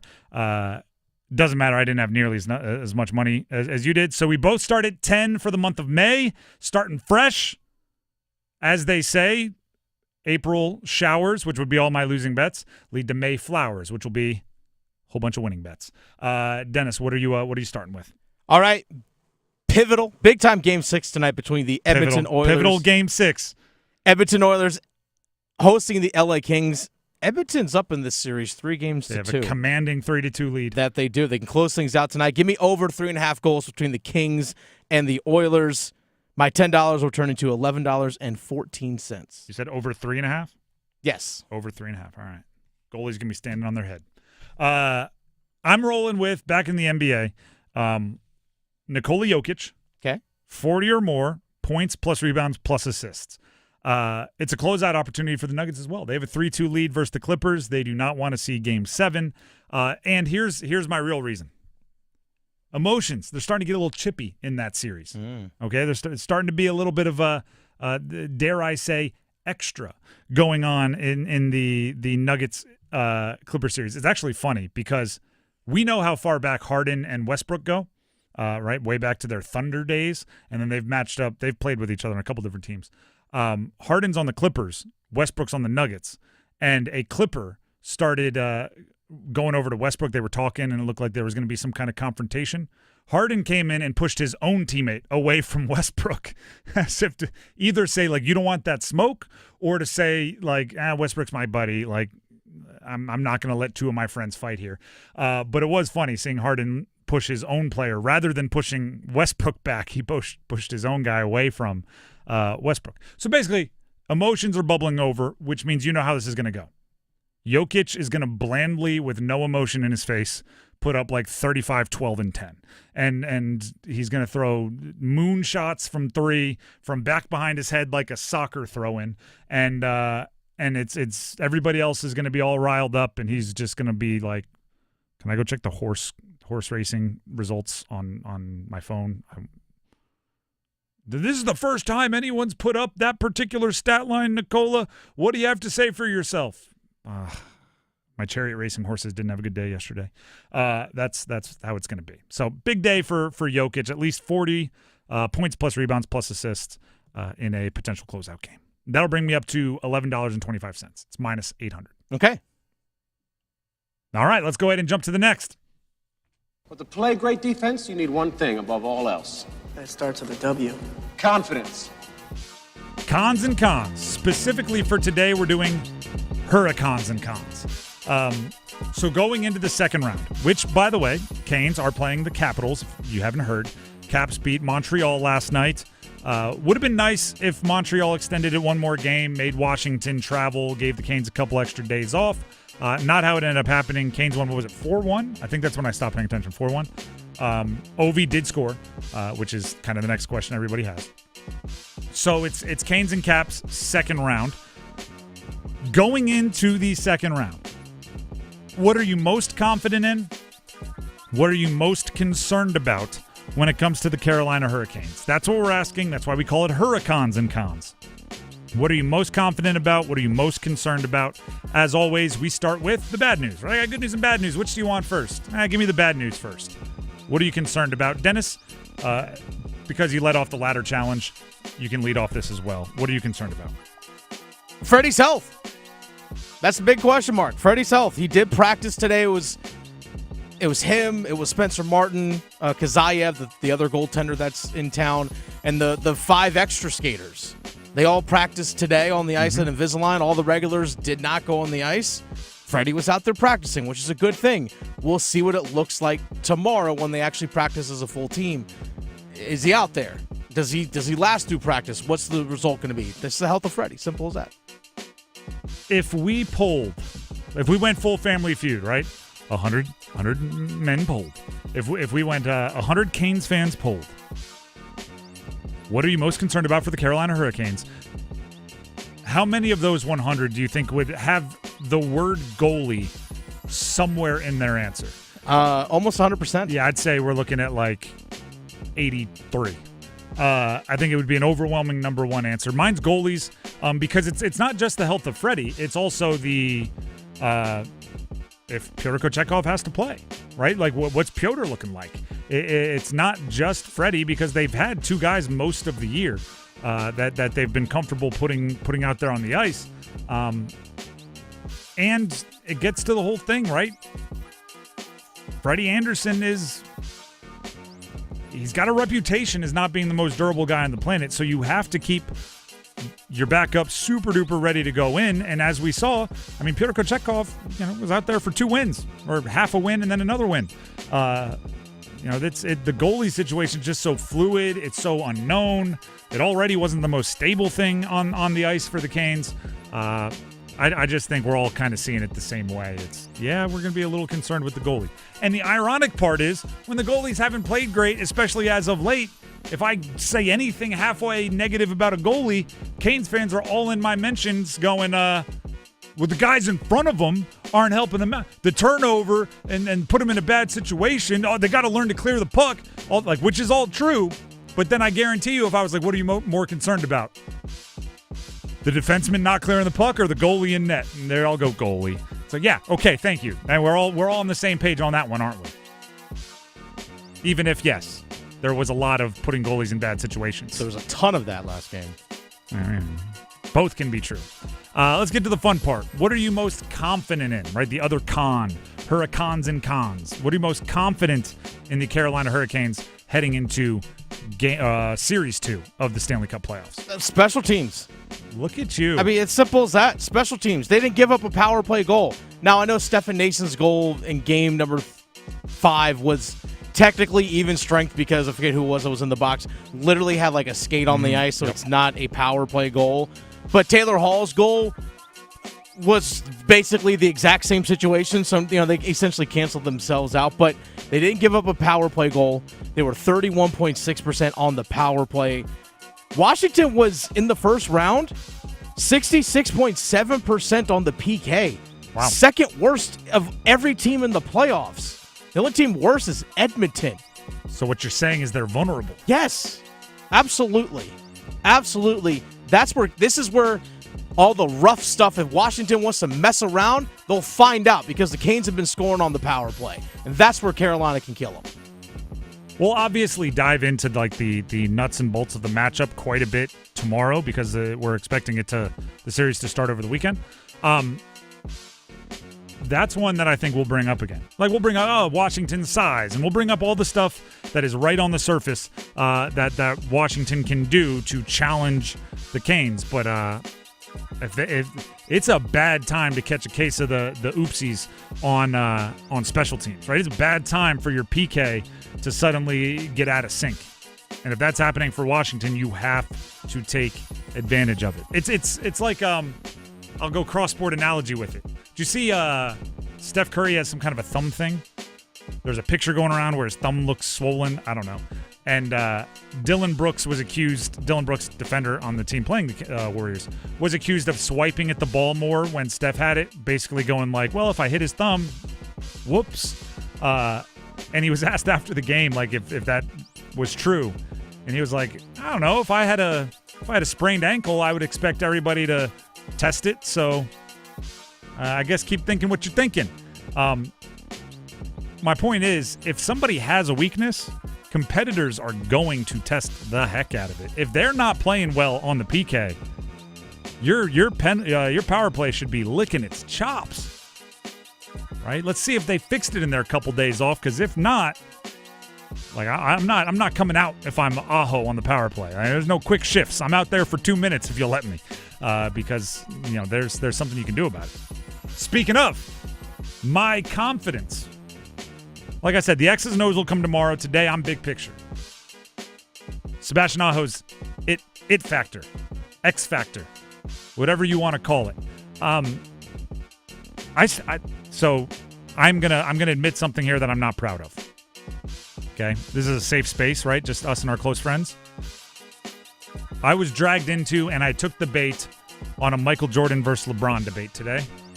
There were multiple texts sent back and forth on a Michael Jordan versus LeBron debate, and I like to think I stay above the fray most of the time, but today I couldn't resist and I was in the weeds.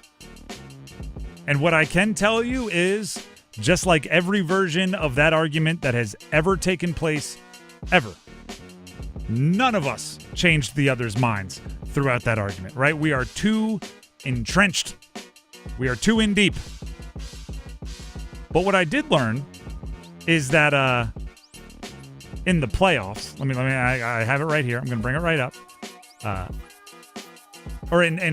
Buzzer beaters. Do you know who has the most buzzer beaters in the history of the NBA? Michael Jordan. He has 9. You know who has the second most? It's a 3-way tie between Kobe Bryant, LeBron James, Steph, and Joe Johnson, baby. Oh, Joe Johnson. There's always the one that doesn't make as much sense. But they have 8. And that, first of all, makes, all right, those guys, they're all obviously unbelievable players. But I have to be real. 9? Most ever? Seemed like, I don't know, I thought the answer would be like 40. It was 9. Most ever. And you realize, LeBron has scored, 7 billion points? He's played in 1 billion minutes of NBA basketball. He's played in 1 billion games. He can probably, with exact detail, tell you everything that happened on each of his game winners, because there's only 8 of them. Sebastian Aho just had one. Now, I know in when you have the kind of the golden goal scenario, right? You score and it's done. There's going to be more in hockey just due to the nature of overtime. But you can't tell me that doesn't give you a boost in your confidence of how you perform in the clutch, right? Coming through for your team in that manner. He's already a guy that's scored a bunch of overtime goals this year. He's already a guy that has a bunch of quote-unquote walk-offs this year. I'm looking forward to his I'm looking forward towards his little level up. He's ready for the close-up. Clutch performer, Sebastian Aho. All right, as promised, we have some, speaking of clutch performer, speaking of potentially making the shot that you remember for the rest of your life, we need to get a 10K playoff payout contestant. We need to qualify one right now. So we'll take caller. Are we still going to take caller 9? Caller number 9 right now, 919-860-5326. That's 919-860-5326. Call in now. Caller number 9 will have a chance to become the next contestant in our 10K playoff payout. If you qualify, if you get the question correct, you will have a chance at playoff tickets. If you find the golden puck, you will have a chance at $10,000. If you connect on your ultimate slap shot, right? You get to take your ultimate slap shot at $10,000. If you are not the caller, although call in right now, right? 919-860-5326. Dennis is rifling through them, getting to caller number 9 as we speak. But if you don't get through now, tune back in tomorrow. We have to get 2 more contestants in the 4 o'clock hour tomorrow right here on this show. And we'll qualify an additional, a 5th and final contestant on Monday's show during the 4 o'clock hour. So if you're not the one that gets to qualify today, don't worry. There will be more opportunities. Call back in tomorrow. And as always, continue to listen to The Drive here on 99.9 The Fan. And continue to remember that with Ford F-150 on your team, it's game on. See your Carolina Ford dealer today. All right, Dennis is taking the calls. He's chatting with someone, so I think we're probably close to having our contestant here locked in. And they're going to have to answer a question. It'll be a simple one, and if they get it right, they will be qualified. Sometimes I do worry about these, they're super simple questions. We do it with the intention of we want caller number 9 to qualify, but due to the rules, we have to make them earn it. So we ask very simple questions, and I always get worried that somebody's going to have a complete brain freeze. You used to see it on Who Wants to Be a Millionaire, right? They'd show up, and on the $100 question, it would be like, Mary had a little blank. And they'd have a complete brain freeze and go like, Mary had a little schnauzer. Final answer. Right? Those are never fun. The Drive with Tim Donnelly, 99.9 The Fan. While Dennis continues to get our caller lined up here. Must be some confusion of some kind. Don't forget to go subscribe to our YouTube channel, 99.9 The Fan. We're always putting out a ton of content. Right now, there are interviews with Taylor Hall from yesterday, Dan Morgan, Panthers GM from yesterday. Next up with Paul Ihander. Tomorrow we'll be talking with Rod Brindamore, and that interview will go up on our YouTube page if you can't catch it live during the 9 to 10 o'clock hour. And then on top of that, we our podcast and our show segments and everything else that live on our YouTube channel. It's 99.9 The Fan. Search for it and subscribe while you're there.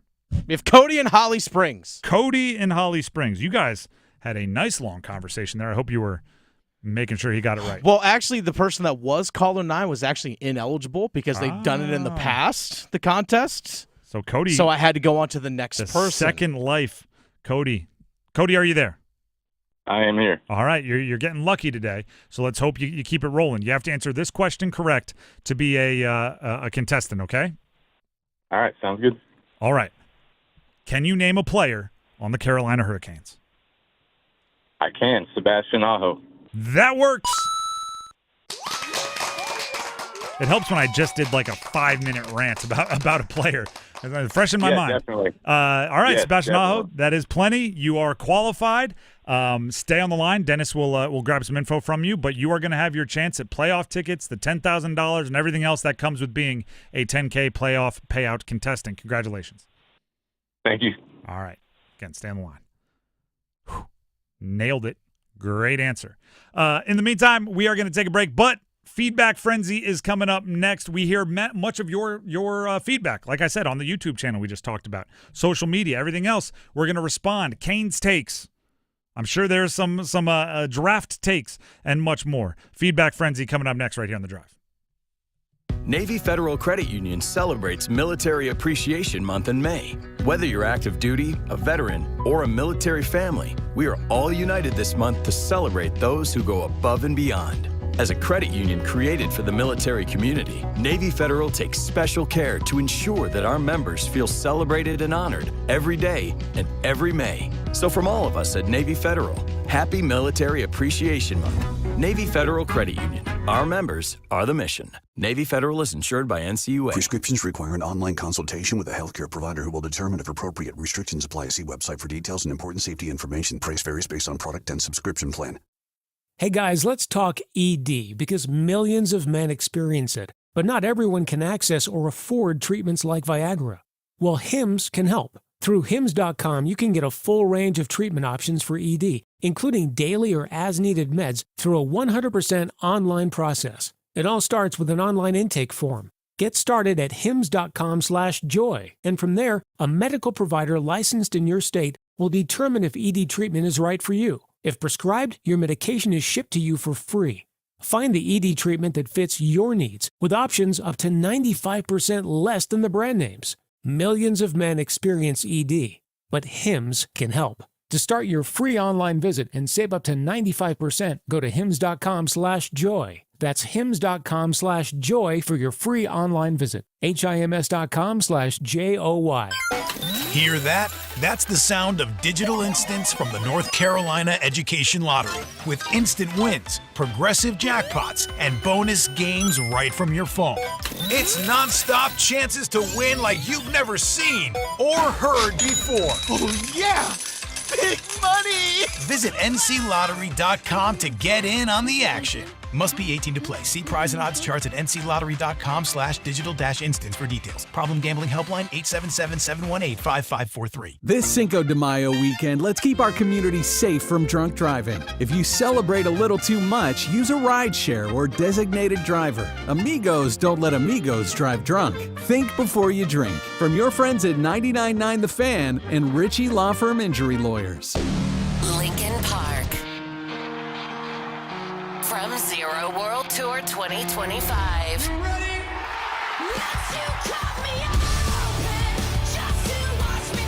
Live in Raleigh. Lenovo Center, May 6th. With special guest grandson. Get tickets now at livenation.com. For more, visit lincolnpark.com. This hour of the drive brought to you by the Body Armor State Games. The Body Armor State Games are coming this June to Greensboro. Don't miss out on North Carolina's largest sports festival of the year. Athletes of all ages and skills can register now at bodyarmorstategames.org.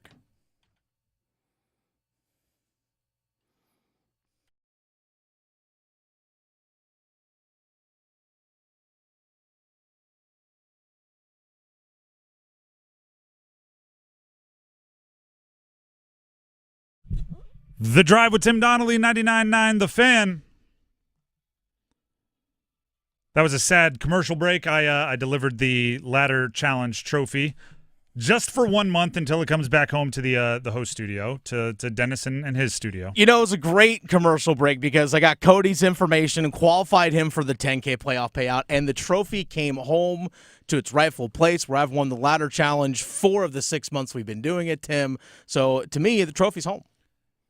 Trophy's at home. It's what we call, like, right now, it's the end of the first period of the Game 5 Devils-Canes. Mm-hmm.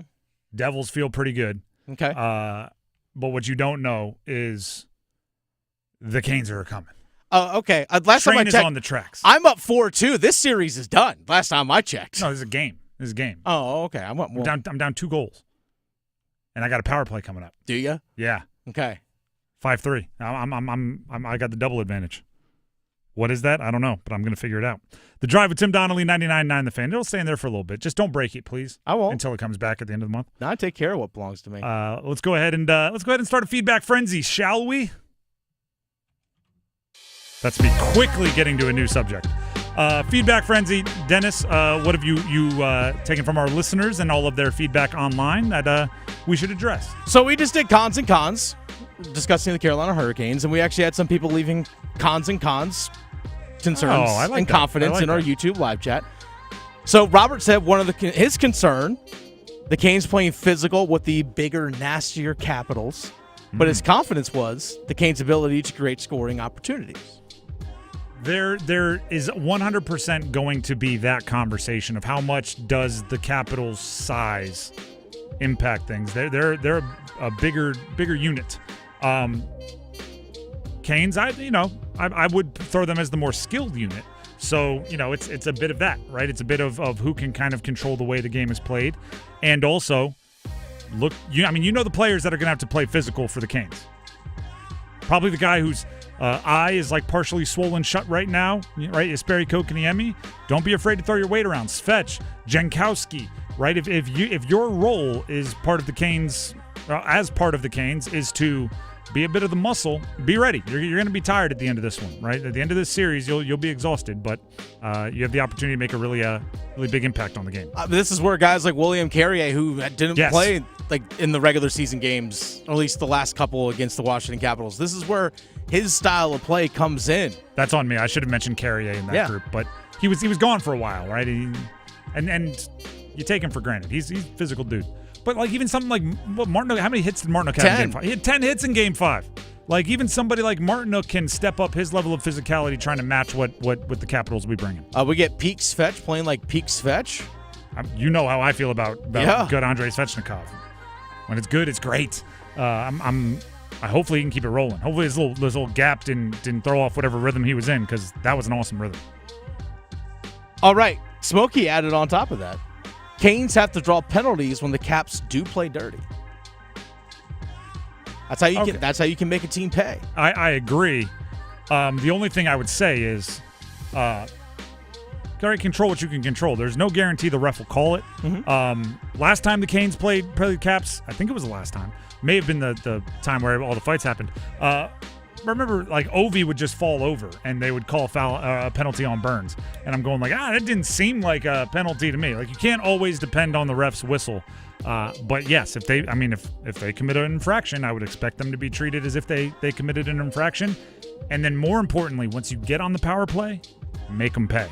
Right? Once you get on the power play, go out there to score goals. I don't want one of those power plays where you keep passing it around, waiting for the perfect shot, and it never comes, and then all of a sudden they're back out on the ice. All right. Yesterday we had a conversation with Taylor Hall, who just signed a contract extension with the Carolina Hurricanes. We'll stick with the Canes here. This one comes from Terrence Kelly. Nice extension. Good for him in terms of getting that contract extension. I'm loving Taylor Hall's redemption arc. He had a rough few years over the last few. He's had a rough go of it. But again, excited. Good for him. Again, that redemption arc. Yeah. No, I mean, obviously. And part of the reason it feels like such a redemption arc is because of how high his peak was, right? So a couple down years feels like a canyon next to Everest because he was the league MVP. You don't expect a player like Taylor Hall to be on 7 teams in his career. You expect teams to kind of grasp onto him. But, hey, their loss is the Canes' win, right? He fits in now. I think everything he's learned during his, if you want to call it a redemption arc, right, the downs, the ups, and everything in between, can really benefit some of the young guys on the Canes. I thought it was funny, and they weren't skating towards the end of the series together. But when they had the Hall, Kokaniemi, Svechnikov line, that's a first overall pick, a second overall pick, and a third overall pick on the same line. Mm-hmm. And like, yeah, I'm sure there are lessons that, Jalen Chatfield can pass along, but as an undrafted free agent, he experienced the league differently than a guy that's drafted in the top 5. So Hall can pass along some things to some of these guys that he's been through, so maybe they don't have to ride the roller coaster that he did. I think it's a great signing. 3 years, $9.5 million. It's not prohibitive financially at all. I was talking with Adam Gold during the switch over here in the studio. He was doing some math, even with Taylor Hall and that extension, how much money they're going to have to spend this offseason. And you start dividing it by because obviously they have guys under contract, like how many slots they have to fill on their lineup. It's not many. And you go like, goodness gracious, they could average like $8 million a year per slot if they wanted to. And that's not exact math, but it was close. Yes, I think Taylor Hall's contract is a great one for the Canes, and I do like to see him having success. He was a super nice guy, by the way, on the show yesterday. It was tremendous. Go back and listen to that. It's on our YouTube. Go back and listen to that conversation. It really was phenomenal. All right, we also had a conversation yesterday, Tim, with Dan Morgan of the Carolina Panthers. This one actually comes from Ryan McNair on the conversation we had yesterday. It's on our YouTube page. After Dan Morgan, the general manager of the Panthers, confirmed that Bryce Young, advocated for Teterola McMillan, can we revisit the alignment conversation between quarterback, head coach, GM, and owner? Absolutely. The 4 horsemen of the franchise. Right? What? Who said that? This is Ryan McNair. You get a gold star for the day, Ryan. You're phenomenal. First of all, I love it because it means you've been listening closely for a while. That 4 horsemen and the alignment is something that's been a theme on this show for a long time, but we haven't brought it up recently. For those of you new here, first of all, welcome. But second of all, we have this theory that for an NHL franchise to have sustained success, you need 4 people more than anyone else to be on the same page and more importantly, to trust each other, right? Even if you disagree with something, you trust that their head's in the right spot, and if the group decides to go with their option other than yours, you buy in because you trust them. The 4 people we'll start at the bottom and work our way up. Quarterback, head coach, GM, owner. If those 4 trust each other with their careers, like each other, get along, your franchise is like 3/4 of the way towards being a stable winner.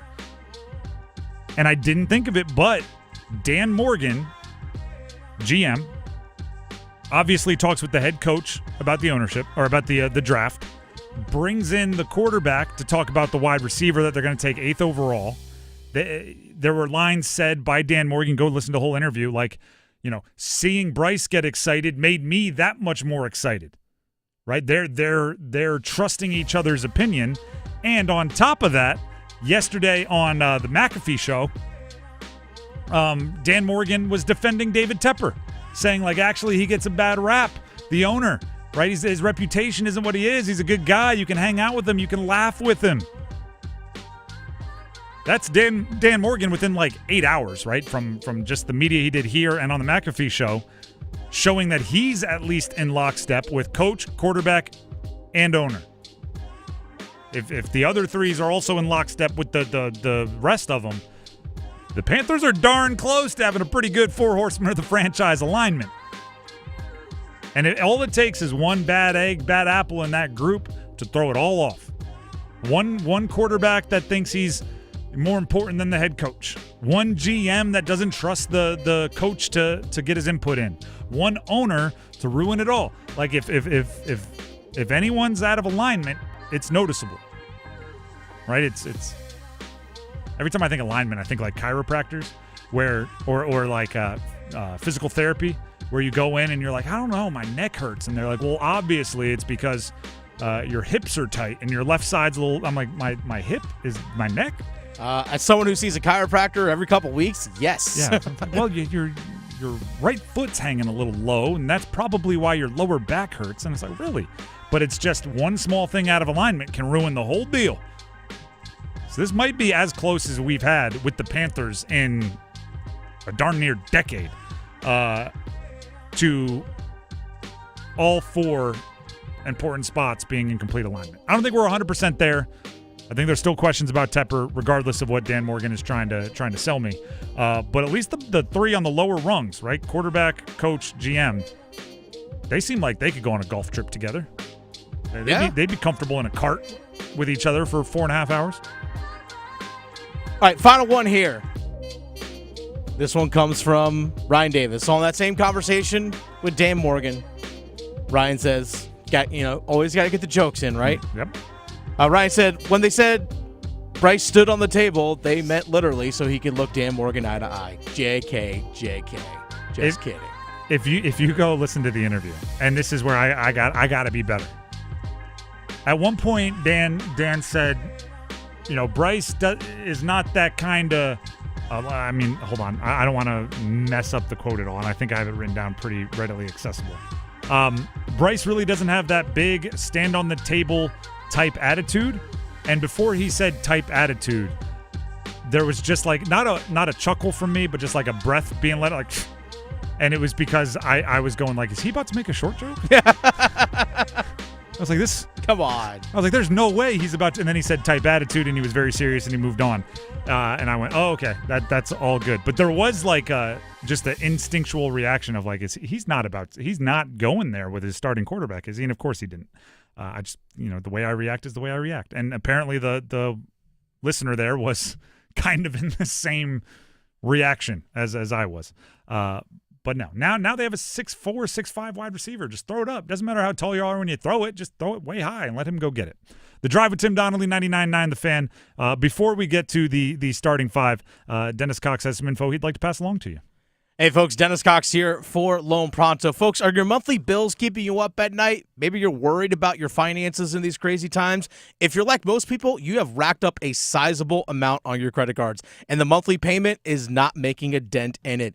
It's time to call Loan Pronto. If you own a home, you have a super easy way to get tens or even hundreds of thousands in cash. Loan Pronto has lots of options for helping you tap into the equity in your home and get the cash you need to get back on solid footing. Most homeowners who do this end up wiping out all their credit cards and their credit card debt and cutting their monthly expenses by $1,000. Look, you didn't mean to end up here, but you don't have to keep stressing about money. Call Loan Pronto for fast debt relief now. 919-381-1760, loanpronto.com. 919-381-1760, loanpronto.com. Again, the website, loanpronto.com.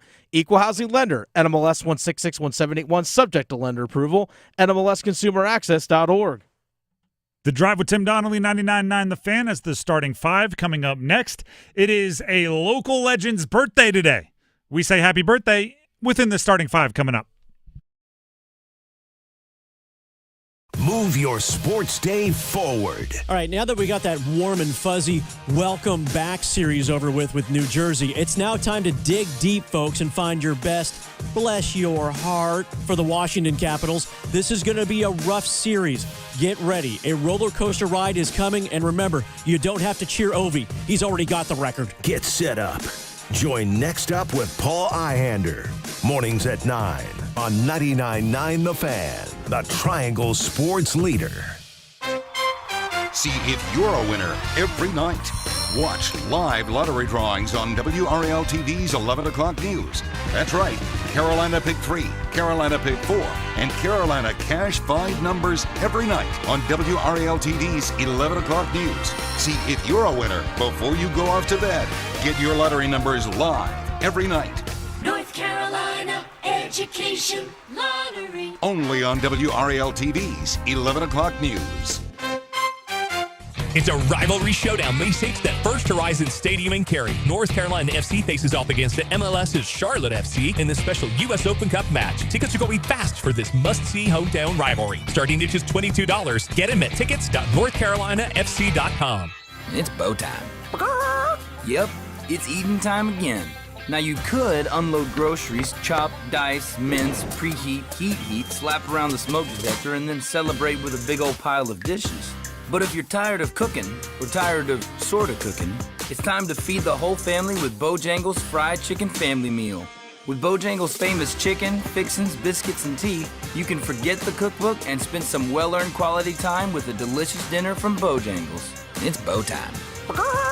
There's no time like bow time. Time to stop whatever you're doing for some of that bodacious Bojangles flavor. Satisfy your craving for flavor and your passion for boneless chicken with Bojangles 4-piece Supremes Dinner. 4 perfectly seasoned Cajun fried whole breast tenderloin fillets. Choice of fixin', a made-from-scratch buttermilk biscuit, and Bojangles legendary iced tea. When you're hungry for flavor and value, it's bow time.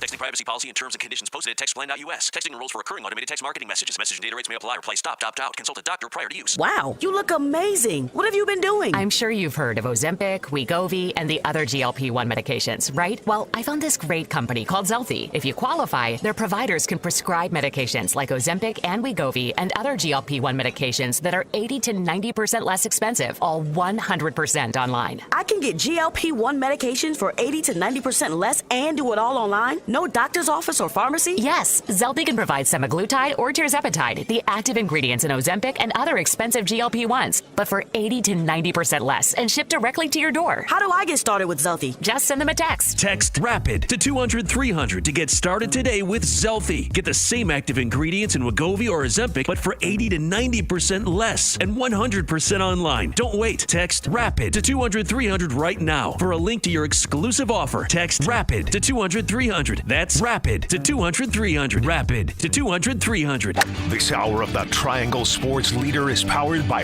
Ritchie Law Firm, Injury Lawyers. Ritchie Law is on top of it. Go to ritchielaw.com. Get in the hole! That's ritchielaw.com. Broadcasting live from the Lenovo Studios. WCMC HD1 Holly Springs. 99.9 The Fan. The Triangle Sports Leader. Good afternoon, everyone. I'm WRAL meteorologist Mike Mays. It's been a hot afternoon, a dry one. Partly cloudy skies tonight. A chance for some showers and storms after midnight, the low 67. Tomorrow, partly cloudy, a chance for afternoon and evening storms, the high at 89. Weather update brought to you by Newcomb & Company, where your comfort is their business. Visit newcombandcompany.com. 5 o'clock check of your money. Dow Jones at the closing bell up 83 points to 40,752. Market update brought to you by the Body Armor State Games. The Body Armor State Games are coming this June to Greensboro. Don't miss out on North Carolina's largest sports festival of the year. Athletes of all ages and skills can register now at bodyarmorstategames.org. It's 5 o'clock. Time to serve up the biggest sports stories of the day. Here comes your starting 5. The Drive with Tim Donnelly, 99.9 The Fan. We have made it through the 4 o'clock hour, so we have grabbed our 10K playoff payouts. Or the contestants, I should say, not the payouts. We haven't grabbed the payouts. Hopefully one of you gets to do that. But we've grabbed the contestants for today. We have 2 more contestants in the 10K playoff payout to grab tomorrow and 1 more on Monday. So basically just stay tuned into the Drive tomorrow and Monday. And after that, but for the 10K playoff payout tomorrow and Monday, and you'll have more chances to qualify for the 10K playoff payout, which is something you definitely want to do. Now let's jump into the starting 5, starting with number 5. Count them. 1, 2, 3, 4, 5. Oh, this is funny. I am as big of a NFL draft, obsessive as anybody I know. Even I chuckled when I saw on ESPN's homepage today, Jordan Reed's way too early top 20 or way too early 2026 NFL draft mock draft. That is a little too far ahead for my brain to wrap its head around, right? It's pretty absurd.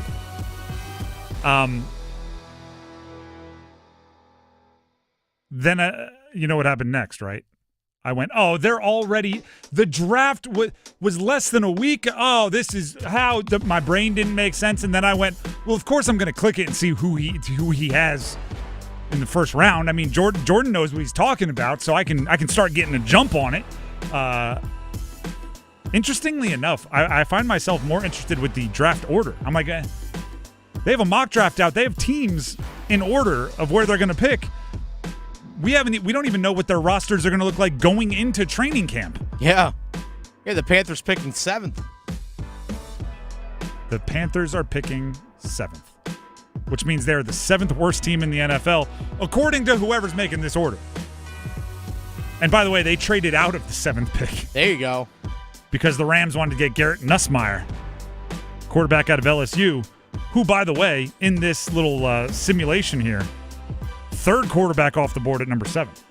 Cade Klubnik, Clemson, shout out ACC, number 1 overall pick in the way too early top mock draft. Look at that. Look at the ACC just pumping out QBs. They're the number 1 pick this past year. That's right. I said we're the ACC. We did. We had the number 1 pick. Lenore Sellers out of South Carolina. How you like that? 4th overall pick, the other quarterback. It's too early for it to really matter. Drew Aller, quarterback, Penn State, went 8th. So that's 4 in the top 8.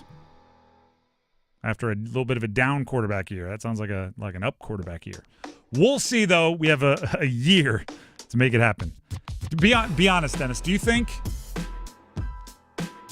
Dan Morgan has anyone in the front office already putting together a loose board for next year?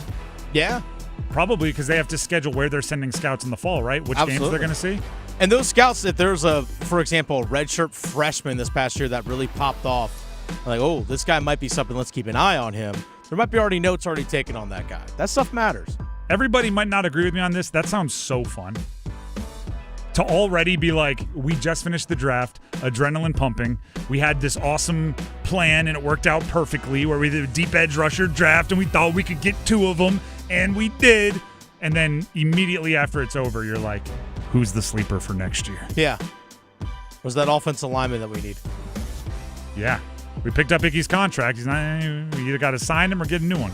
Moten's not going to last forever. All right, that's number 5. Let's get to number 4. 1, 2, 3, 4 all together. They'll play it up for Nason. Nason can't get it around Slavin. What a play by Jaccob Slavin. Slavin goes short side. He scores! Roll the highlight reel. What a playoff goal. Jaccob Slavin puts Carolina up 2-0. Jaccob Slavin, happy birthday. It is Slavin's birthday today. Let's go. What is it, 31? We're looking at 31? 31. It's not the most exciting birthday as far as age-wise you're going to have. But 31, it's not about your birthday. It's about the playoffs. No. I said this to Dennis when we were setting the starting 5. And I was like, it's Jaccob Slavin's birthday. It's got to be one of them. And then I said, I just like to find reasons to celebrate that guy. Right? He is one of the he's in like a weird sweet spot in national media following 4 Nations Cup, where he seemingly has 100% approval rating.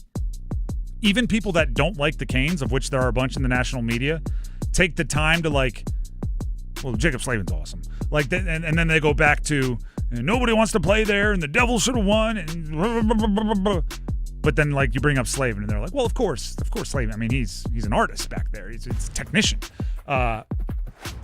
Yet also, I think he's underrated. He's in a weird sweet spot where he has like 100% approval rating from like hockey fans, but also I don't think he's as big as a star as he should be. So I'm still looking for ways to hype him up. We need to. Do you know what we need to do? What's that? This can be a middle of the offseason thing. Okay. We need to put together some kind of a campaign to get him some end of season awards. Yes. He needs to be holding some trophies, right? I'm gonna go full Ari Gold and say like you deserve a statue, right? You just not a People's Choice Awards, a real one. You deserve a statue. We need a campaign slogan. Maybe we'll make pins. We'll really campaign for this one. We'll send. Obviously the Norris, but he doesn't score enough, so he's never going to be considered that. But but that can be part of our campaign. Yeah, is like make the Norris about defense. Vote for Jaccob Slavin. Right. Defense is in the name. Vote for Jaccob Slavin. Like we need something there. But I like even if he just finish like third for the Norris, right? I ain't even got to win it. Just get on the podium. You know what I mean? Happy birthday, Jaccob. For your birthday, I'm already brainstorming ways for you to win postseason awards next year.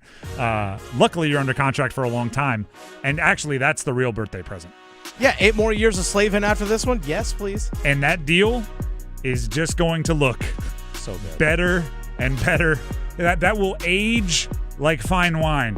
Every year on his birthday, we should remember how far the cap has gone up and how much that deal is of value for a long time. His game is going to age well also, right? I don't see him being a 36-year-old looking old. He's a 36-year-old that's going to be doing the same darn stuff. Yeah, he doesn't rely on brute strength and physicality in order to play his game. It's great stick work and great skating. That, like you said, that's going to age really, really well. That's number 4. Let's hit number 3. Sets the screen for R.J. Davis. He passes over on the right corner. Oh, a tough 3 by Ian Jackson, and he rattles it home. The ACC is thinking about tweaking their ACC basketball schedule. Now, I hear you. I get nervous as well. Anytime there are certain parts of sports that if anyone starts talking about tweaking, you just go like, well, you're pretty close to perfect, so let's not get greedy here, right? I'm talking to you, everybody that wants to expand the NCAA tournament. 64 was kind of perfect. We're already flirting with messing it up with all that action in Dayton. Let's not go a full other round. But this one, it's not like throwing off something that's been a tradition forever. Right now, the ACC plays 20 basketball conference games. That's not how it's been forever. It's only opened up in within the last 10 years, they've opened it all the way up to 20. More teams have joined and all that sort of thing. They are considering slimming that down to 18 ACC games a year for basketball. And it's going to be discussed and all that sort of thing. They're going to have the lobbyists. You know how it goes. That seems small. That seems like, yeah, who cares? Do whatever you want. Not the case. Because if you go from 20 to 18 in a 18-team league, which remember it is now, right, with Stanford, Cal, SMU in, with Notre Dame, right, there's a lot of teams. With that many teams, that means to play everybody once in conference, which they do, that's 17 games. That only leaves one team per year that you will play twice in conference play. Now, that means they'll protect one rivalry. Right? You will play your rival at home and away every year. Just one. We can use general logic, right? Duke UNC is going to be protected. They're going to play once in the Dean Dome and once in Cameron every year. That means there's no requirement or no automatic scheduling that NC State and UNC play at home and on the road, playing each other's home each year. That means there's no guarantee that State and Carolina play twice a year. That's ridiculous. That's absurd. There's no guarantee that State and Duke play twice a year. There's no guarantee that Wake plays Duke or UNC twice a year. What are we doing here? So we talked about it earlier. One solution would be you don't play everyone every year, and instead you play more than one team twice a year every year. So, NC State, instead of playing the 14 teams or 12 teams who they don't really have any rivalry with every single year, at least once, they play them most years but not every year, rotating through. Meanwhile, they do play their quote-unquote rivals, could be 3, could be 2, could be 4, I guess, rivals twice a year every year. That's one way to handle it. I want to bring the Big Four back. Non-conference event, Greensboro Coliseum, featuring the 4 ACC teams from the state of North Carolina. You play the 2 teams that you aren't required to play twice in your ACC regular season. So Duke and Carolina will play each other twice in the ACC schedule. They don't play each other during this. Duke one night would play NC State, one night would play Wake. UNC one night, same thing, just flipped. And then same thing for NC State. It's hard to describe. I could draw it out for you really easily. But just know that it would be those 4 teams, each playing back-to-back nights, 2 games, right? A 6:30 and an 8:30, something like that. Friday, Saturday, Greensboro Coliseum. Make it a celebration of college basketball in the heart of college basketball, which is the state of North Carolina. And Dennis, I'm continuing to spitball. I'm continuing to come up with more ideas. Okay. Why not go Saturday, Sunday, play a 3rd game featuring mid-major teams from the state of North Carolina? Okay. I actually worked this out with Paul Ihander a few months back of a mid-major in-season tournament for the state of North Carolina. So I have that theory in my head already. I think it might be a little much to do a whole mid-major tournament in the same, unless you do like that, maybe Tuesday, Wednesday, Thursday, then you do the ACC Big Four Friday, Saturday. Yeah. And you just have like the Greensboro Coliseum just cranking out bangers for 5 straight days of great games. You could buy tickets individual days. You could buy tickets for all 5 days. You could buy tickets for just the 2. I'm just saying, I'm making money here. NIL, it's a thing, right? Gotta cash checks. That's number 3. Let's hit number 2. Just the 2 of us. Never been too worried about what everybody else thinks. Just try to do what I feel like is best for me and what's right. How did you guys meet? Not talking about this. No? No. Yowzers. That was CBS Sunday Morning Interview featuring Bill Belichick and the woman's voice who jumped in and explained what they were and weren't going to talk about to the interviewer doing the interview. That was Jordan Hudson, Bill Belichick's 20-something-year-old girlfriend. Andrew Marchand of The Athletic was asked. He is a media reporter, right? He covers sports media. It's a little inside baseball, but he covers the insider nature of sports media. He was asked why the Bill Belichick interview got so big, right? Why did it become such a thing? Here's Andrew. The way the interview went down, it became the story. Like, if she was just sitting there, hadn't said anything, and was sort of very involved, I doubt CBS says anything in their piece, and they don't focus on that as much.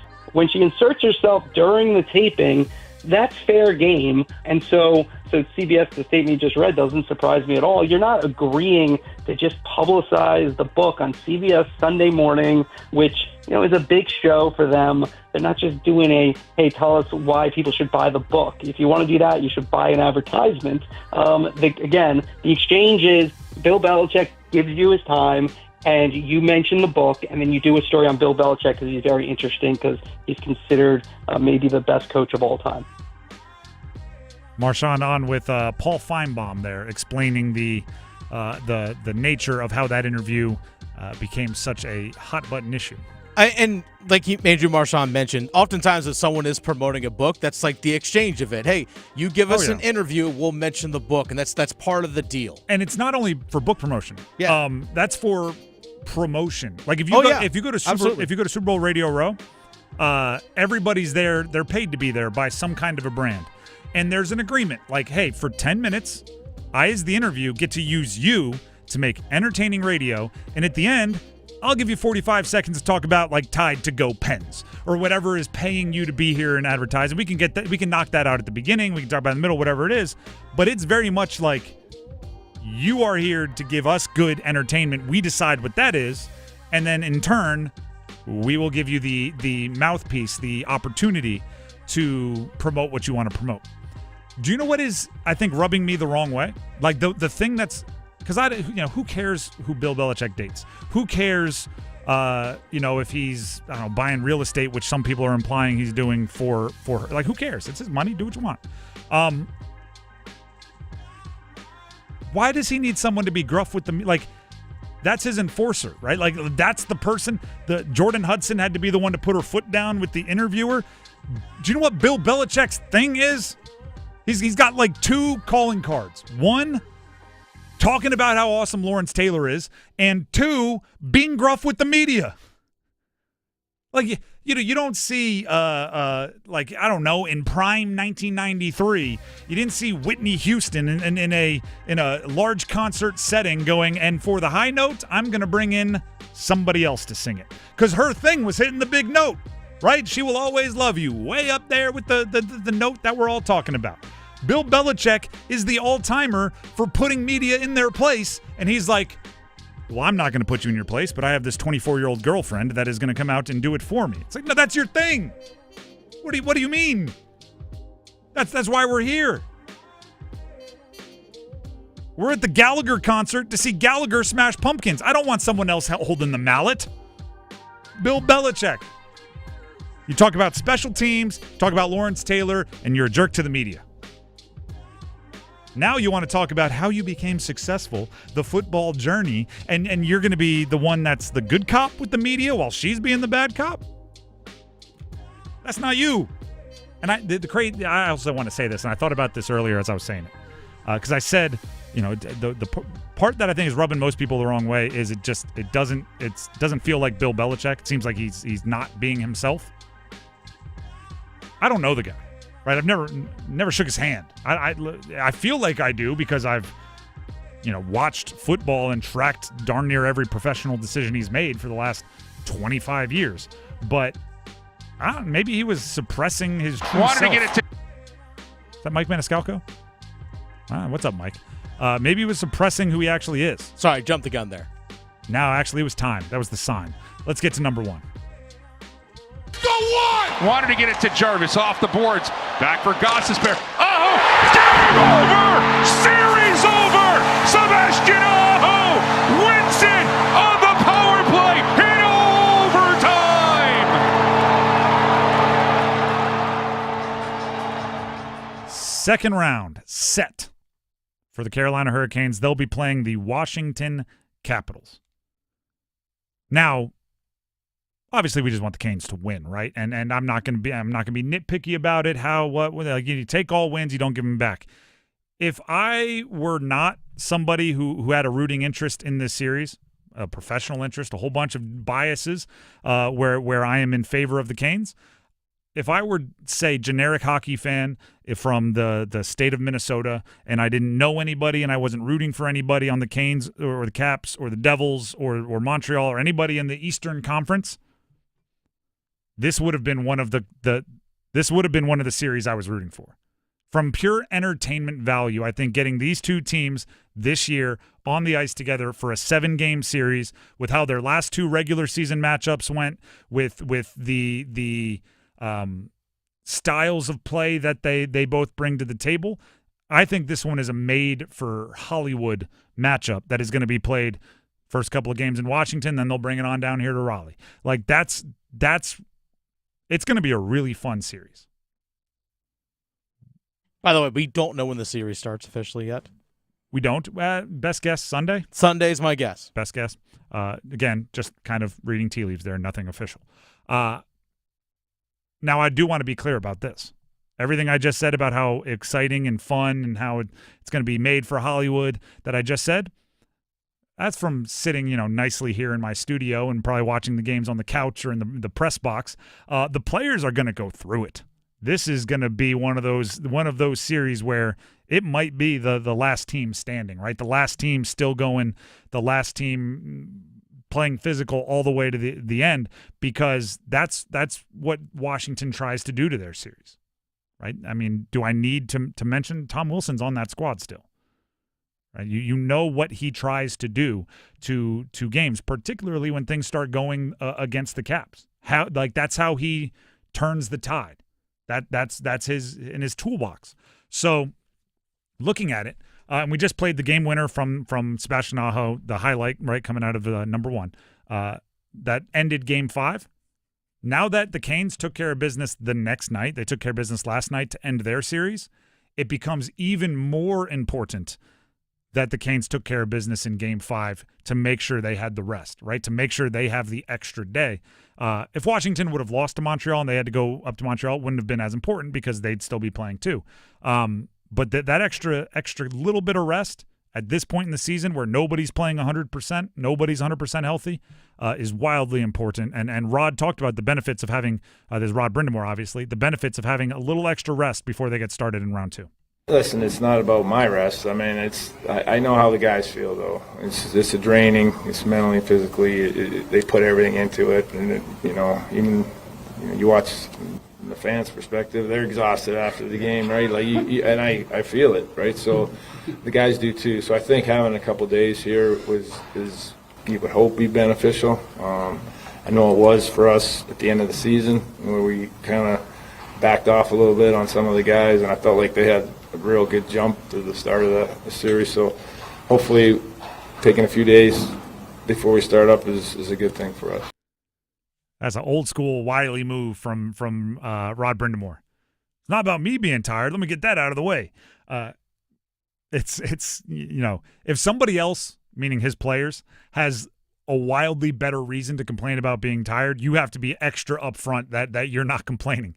It's we've got the 2-month-old at home, my daughter, and like if my wife is up feeding for like multiple times in the night, and then the next day I'm like, I don't know, I didn't sleep very well, I'm a little tired. You can't do it, right? Because exactly. So it's the same thing if like if a coach is like, I don't know, that was a pretty exhausting first round for me heading into the second round. I'm glad we got that extra couple days. I was a little beat up. Meanwhile, KK is looking at you, can't see anything because his eyes swollen shut. Like, oh, a little drowsy, are you, Rod? So like right out the gate, he's like, not because of me. I don't need the rest. For the players, it's nice that they have the rest. It's an old school move. Get ahead of it. I like it, Rod. The Drive with Tim Donnelly, 99.9 The Fan. We need numbers game contestants, don't we? The numbers game. The prize for today, Bryan Adams tickets. He'll be at the Lenovo Center on November 5th with Pat Benatar and Neil Giraldo. If you want to win the tickets, you have to win the numbers game. So if you want to see Bryan Adams, Pat Benatar, and Neil Giraldo, get ready to call in now and play. The number, 919-860-5326. 919-860-5326 to play the numbers game with Bryan Adams tickets on the line. Call in now. We need 2 contestants. Numbers game next. Hey, it's Adam Gold, and do you have a late-night craving for in-depth analysis on the Carolina Hurricanes and their latest game, their latest win, their pursuit of the Stanley Cup? Well, I can quench your thirst. I can feed that appetite on the Canes Corner podcast, the morning after edition, which drops the morning after every Hurricanes game. Get it wherever you get your podcast. Brought to you by the Aluminum Company of North Carolina. And we're back talking all things connectivity with Spectrum customers Kev and Melissa. So tell us, how long have you been with Spectrum and how important is a reliable internet connection? We've been Spectrum customers since we moved 12 years ago. The first thing we did is sign up for Spectrum Internet. You get a lease, you get Wi-Fi. Yes, immediately. We need that. We had Spectrum Wi-Fi before our couch got here. That's true. That's a true story. I'll sleep on the floor, but I won't go to bed with no internet. You heard it here. Switch to Spectrum now. Tired of hearing this from your local tire place? Sorry, we can't fix it. Take it to Dauntless. This year, skip the middleman and take your car straight to Dauntless Transmissions if you want quality work done right the first time. Transmissions, engine, or brake work, or just a regular tune-up. If it's broke, Dauntless will fix it. For quality work done with the kind of experience that works for you, take it to Dauntless Transmissions first. Go to DauntlessTransmissions.com to book your visit today. Dauntless Transmissions, your local source for exceptional service. Need CPAP supplies fast? I'm Brandon Giggling, president of Parkway Sleep Health Centers, and we are the Triangle's top sleep provider, offering quick access to the equipment you need for better sleep. Get the right supplies right when you need them. With over 20 years of experience, our expert team is here to help you sleep better, sooner. Discover why so many trust Parkway Sleep Health Centers for better sleep. Visit parkwaysleep.com now and start your journey to a healthier night's sleep. Parkway Sleep Health Centers. Sound sleep. Sound health. Marcy Bailey here to remind you that Mother's Day is right around the corner. Show your love and appreciation for Mom with something sparkly wrapped up in a Bailey box. We've curated an amazing Mother's Day gift guide with beautiful jewelry for every style and budget. Shoppable at baileybox.com. We also have all the top designers like David Yurman, Lagos, and Hippolyta, along with our highly sought after Bailey's collections. Bailey's Fine Jewelry, voted best jeweler from the Triangle to the coast. Navy Federal Credit Union celebrates Military Appreciation Month in May. Whether you're active duty, a veteran, or a military family, we are all united this month to celebrate those who go above and beyond. As a credit union created for the military community, Navy Federal takes special care to ensure that our members feel celebrated and honored every day and every May. So from all of us at Navy Federal, happy Military Appreciation Month. Navy Federal Credit Union. Our members are the mission. Navy Federal is insured by NCUA. Carolina Baseball hosts the NC State Wolfpack next weekend at Boshamer Stadium for a 3-game matchup. This series begins Thursday, May 8th at 6 p.m. The first 750 fans in attendance will get the last trading card pack of the 2025 Diamond Heels. The second game of the series is May 9th at 6 with fireworks and Michael Busch bobblehead night. The series finale and senior day is Sunday, May 11th at 1 p.m. Tickets for this rivalry series are going fast, so get your tickets today at GoHeels.com. This is the story of the one. As a lineman, he does whatever it takes to keep the power on in his community. And he wants a partner like Grainger who does the same. Grainger offers the professional-grade products he needs, from voltage detectors to harnesses to hard hats, plus fast, dependable delivery, so he can rise to every challenge. Call 1-800-GRAINGER, click Grainger.com, or just stop by. Grainger, for the ones who get it done.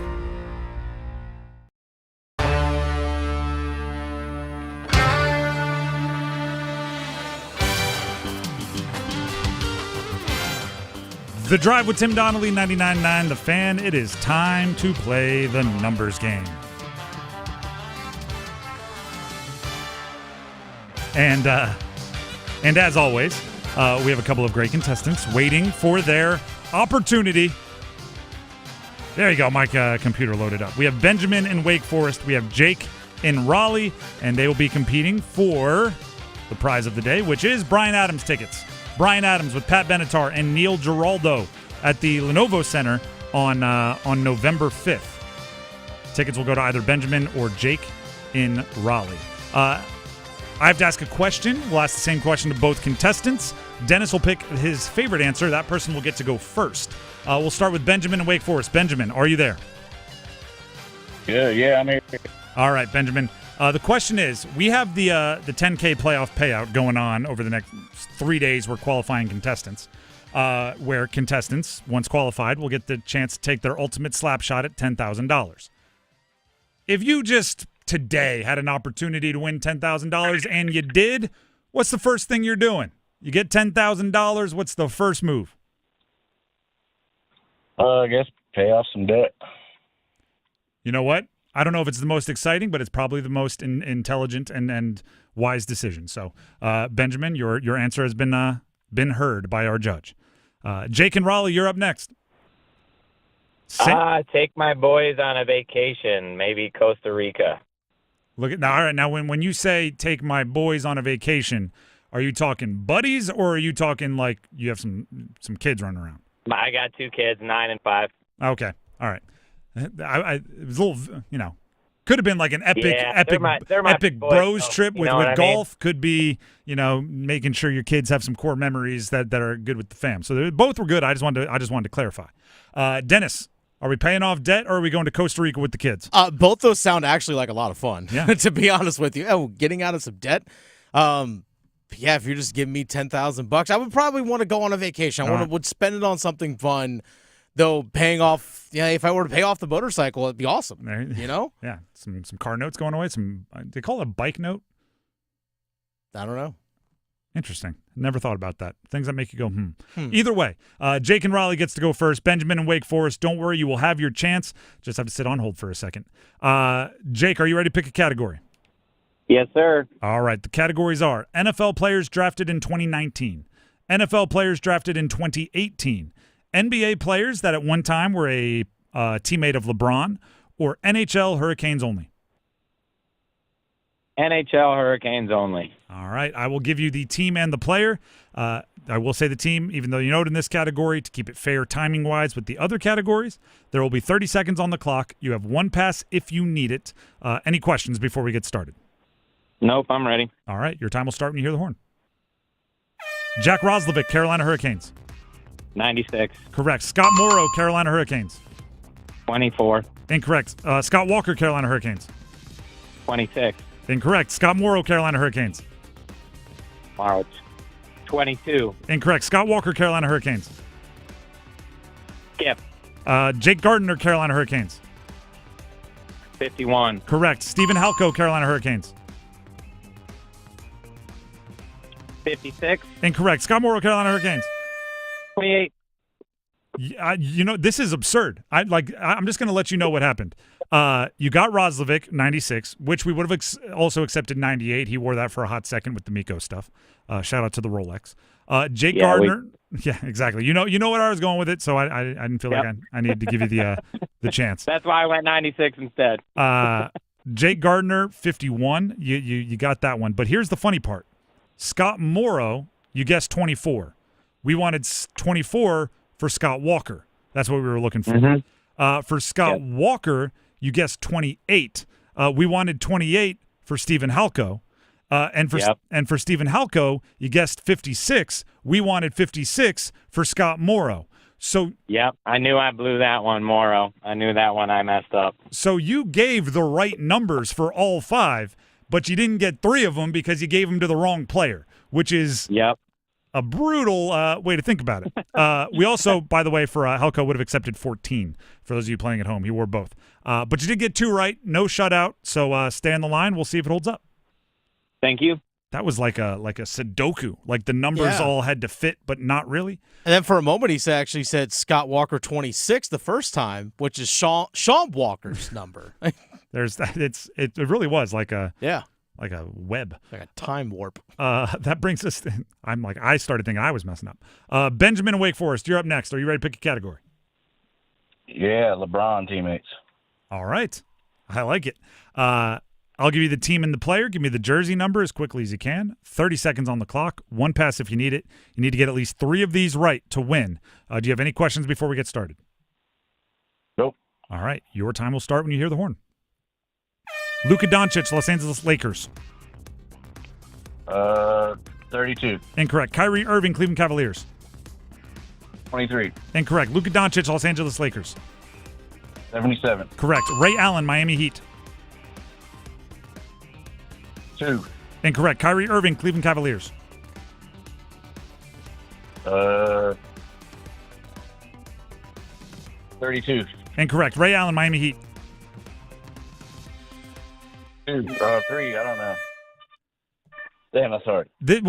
First of all, I appreciate you saying that because I think a lot of people think it's easy, and then they call in, they get on air, and it's more difficult. But along the lines of our last caller, you guessed number 2 for Ray Allen twice. You said 2 for Ray Allen 2 times. We wanted number 2 for Kyrie Irving. Kyrie, yeah. Ray Allen, Miami Heat, he wore number 34, so you weren't as close on that one. But you did get one. You avoided the shutout. Not enough for the win, but hopefully you had some fun. All right. Yeah, that's fun. Appreciate it. That means Jake and Raleigh is the winner. Jake, congratulations. Thank you. Third time's the charm. Third time. See? Dedication. That's what I like. I like the no, never say die, can-do attitude. Go ahead and stay on the line to make sure you get your tickets to see Bryan Adams, Pat Benatar, Neil Giraldo. Dennis will grab some info from you, but congratulations again. Thank you, sir. All right. I hope the contestant Benjamin, I hope he goes and tells all his friends. It's harder than you think, man. It is. It sounds easy when you're driving down the road, just sitting there. 77. 42. And you get on the phone and you start hearing the music, and I'm saying them all fast, and you're thinking, oh no, people are listening. It gets more difficult. By the way, second straight day, no one chose an NFL category. That's probably as long a streak as we've had. That might be the longest streak, too. Outside of fun weeks where we go like all college basketball or whatever. Yeah. Like if there's no theme, usually there's an NFL pick pretty darn quick. Right, especially because yesterday we were asking what we would pick, and Dennis said NHL, I said NFL, but now we're going NHL and NBA seemingly every day. LeBron teammates, I think that's it. You throw LeBron's name on there, people think, well, I've watched a lot of LeBron, I'm going to know this one. Speaking of watching a lot of LeBron, his coach, after they were eliminated from the playoffs, by the way, by the Timberwolves, the Lakers, his coach, former Duke player JJ Redick, made headlines with the post-game presser.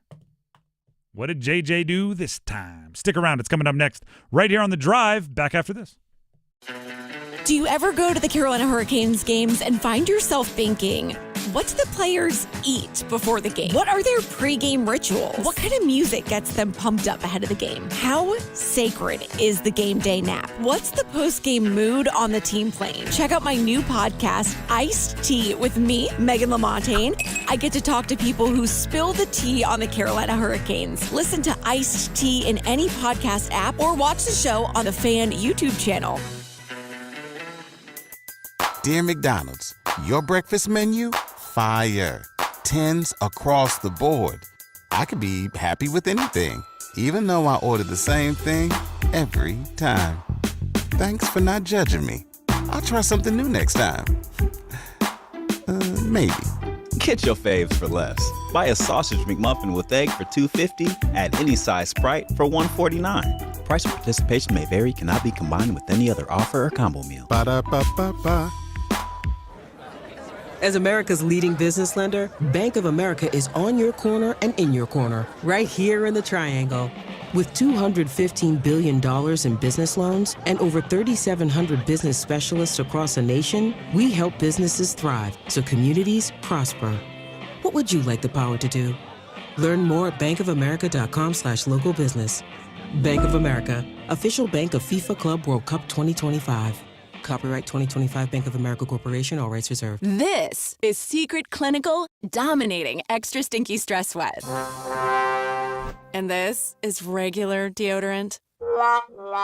Secret Clinical in a heat wave. Oh, what a beautiful day. This is regular deodorant. Ugh, I can't. Secret Clinical with workout sweat. Let's run another marathon. And regular deodorant. How much more? Secret is the GOAT. Because nothing fights sweat better. Stay fresher under pressure. Hey, it's Adam Gold, and I am in studio with my friend Jeff Hoffman from the Aluminum Company of North Carolina. Windows. Everybody needs them. There are a lot of different styles. Do you have a favorite? No, I don't have a favorite. You don't have a favorite window? Do not, but I will confuse you with the bay and the bow window. Everybody confuses me. That's not hard. Bow window. It's round, no corners. Bay window. Square. Corners. Yes. But bays are round. I don't know. Don't use me as a guide there. But we have a lot of different choices. Yes, we do. We got double hung. We have the arch windows, all kinds of different shapes that we can do. We have slider windows, casement windows, and they come in several different colors, a lot to choose from. We'll come out, walk through the project with you, assess any kind of rotten wood, take care of that as well, and then install whatever you choose. Incredible high-quality windows as well. 800-672-4348. AluminumCompany.com, 800-672-4348, AluminumCompany.com. Attention. Have you racked up $10,000 or more in credit card debt? Are you barely getting by making minimum payments? With credit card debt reaching all-time highs, National Debt Relief is notifying consumers about significant debt relief options currently being made available to help those with overwhelming credit card debt. These options may reduce a large portion of credit card debt for those who qualify.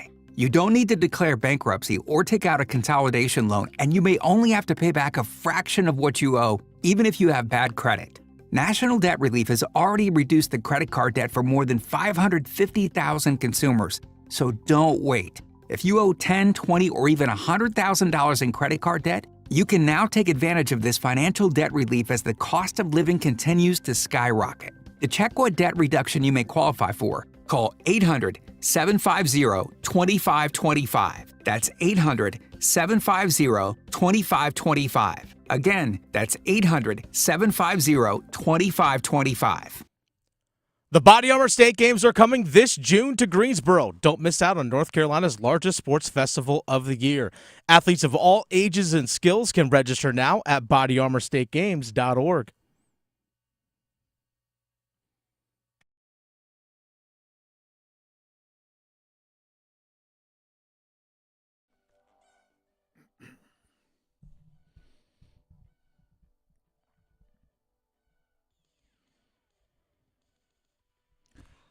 The Drive with Tim Donnelly, 99.9 The Fan. JJ Redick's in the news, former Duke legend, or I guess he's still a Duke legend. He's not a former Duke legend, former Duke basketball player. I'm sure there's something in the Brotherhood fine print of like once a Blue Devil, always a Blue Devil. Yeah, So I'm sure it's around there. Probably shouldn't say the word former. They're probably scoffing at that. Of course. One of the best college basketball players of all time when he played at Duke. JJ Redick, then had a long NBA career, then had a pretty successful podcast career. Now he is the head coach of the Los Angeles Lakers, where he coaches LeBron James, Luka Doncic, and they were eliminated from the playoffs in the first round by the Minnesota Timberwolves. And in his post-game presser, JJ Redick took a bit of umbrage from a couple questions. Here's some audio from JJ.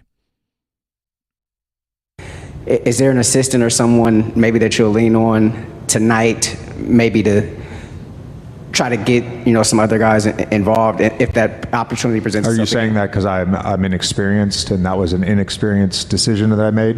Do you think I don't talk to my assistants about substitutions every single time out? No, I just think there's a lot of coaches lean on their assistants in those situations. As do I, There's a lot every single time. That's a weird assumption. Thank you, Coach. That was how it ended. Now, some people, by the way, that was pregame for the final game, the one that ended up eliminating them, but they were talking about some substitution decisions from earlier in the series, including playing an entire fourth quarter without substituting. That was the end of the presser. Some people are saying that he like stormed off. It was the end of the presser. It was the final question. He answered the question and he left. So I'm not buying into the storm off. I am buying into the wildly defensive, taking things personally and being combative when there was no reason for you to be there. Is there an assistant or someone that you lean on for substitutions in the fourth quarter? You took from that the reporter was calling you an inexperienced coach and assuming that you don't talk to your assistants? Now, that's up to you, right? You can take things however you want to take things. That's a weird assumption. When they asked a question, like inherently a question is not an assumption, is strange, right? I am asking you rather than assuming. I am letting you answer the question. So it's a strange beast there.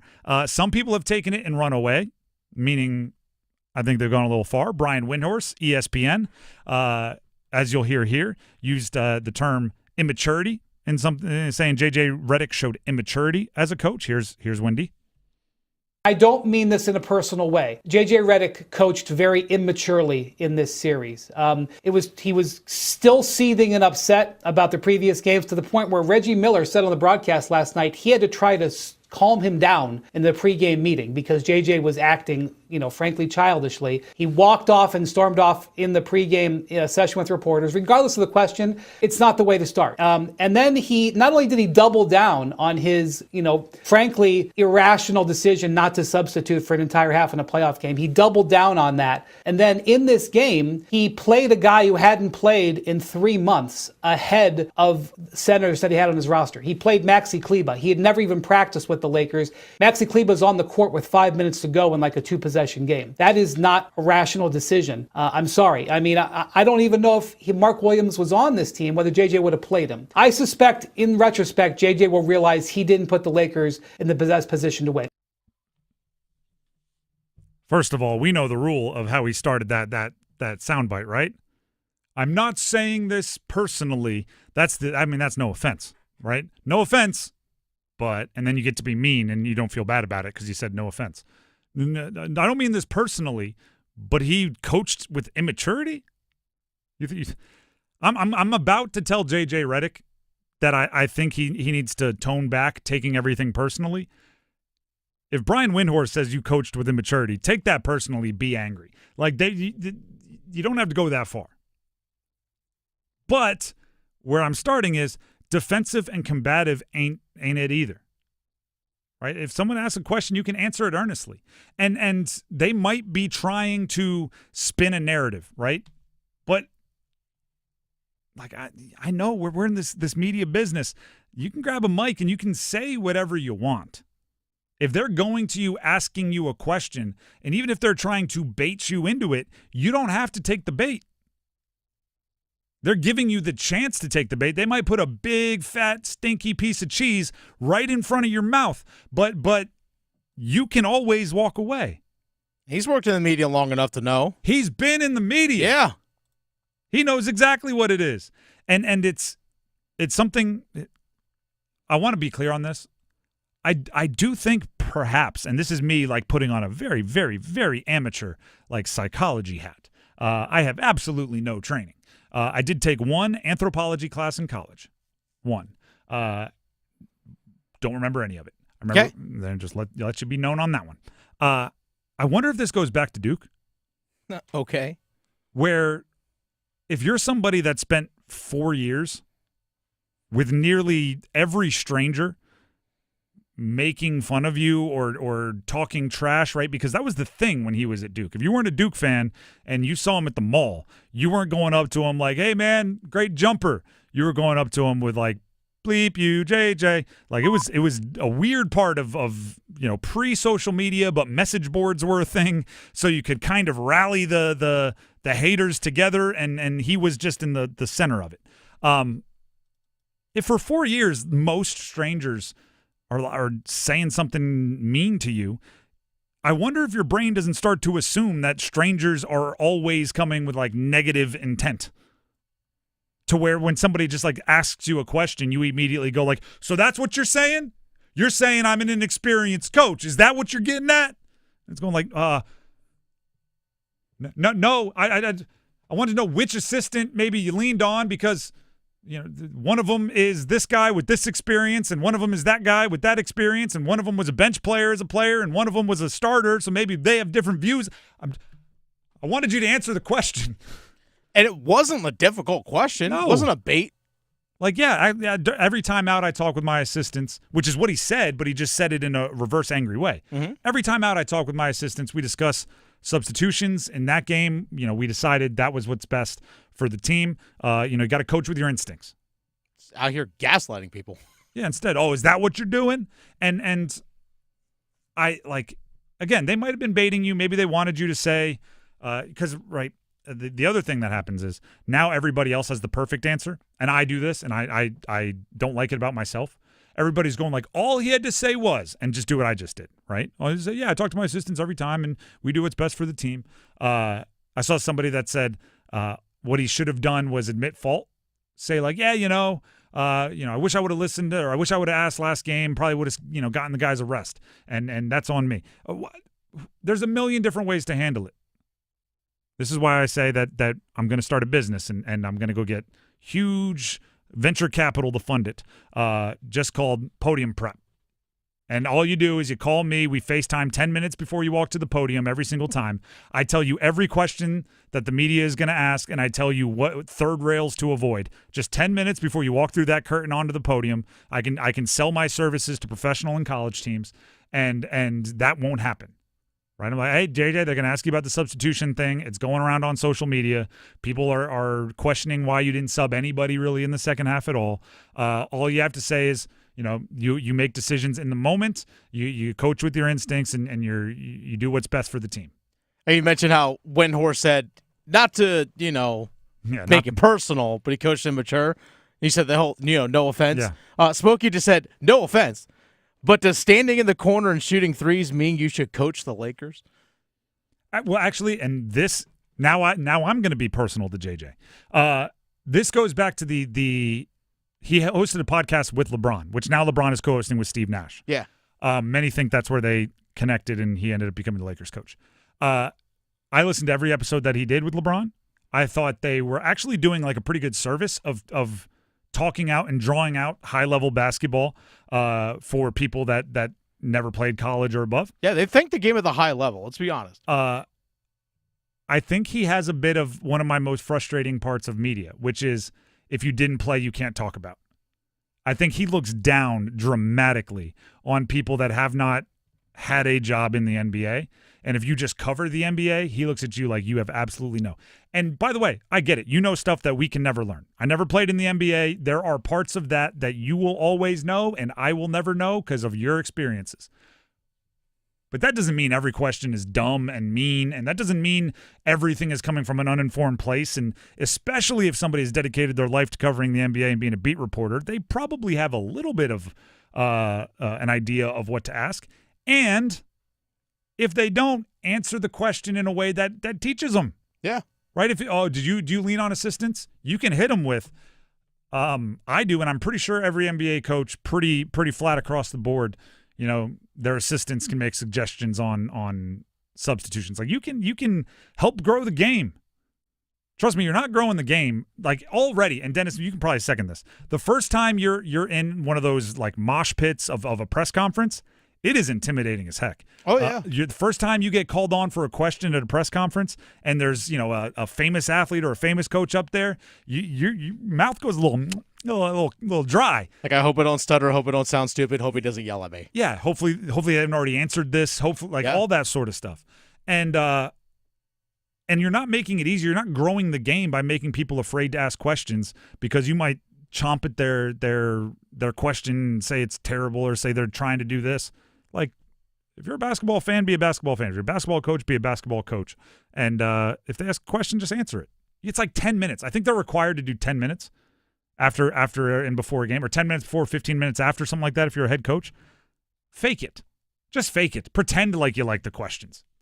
Then go back around the curtain, call Podium Plus, and I'll FaceTime you, and you can complain about all the questions to me for a fee. The Drive with Tim Donnelly, 99.9 The Fan. Thank you to Dennis for keeping us up and running. Don't forget to check out our YouTube page. The conversations with Taylor Hall, as well as Dan Morgan from yesterday, are up there already. Next up has Rod Brindamore on tomorrow. That'll be up on our YouTube, but you can catch it live from 9 to 10 as well, right here on 99.9 The Fan. Tomorrow's a Friday. We'll round out the week here on The Drive. Until then, have a great night, everybody, and get ready for a big weekend of sports. See you tomorrow.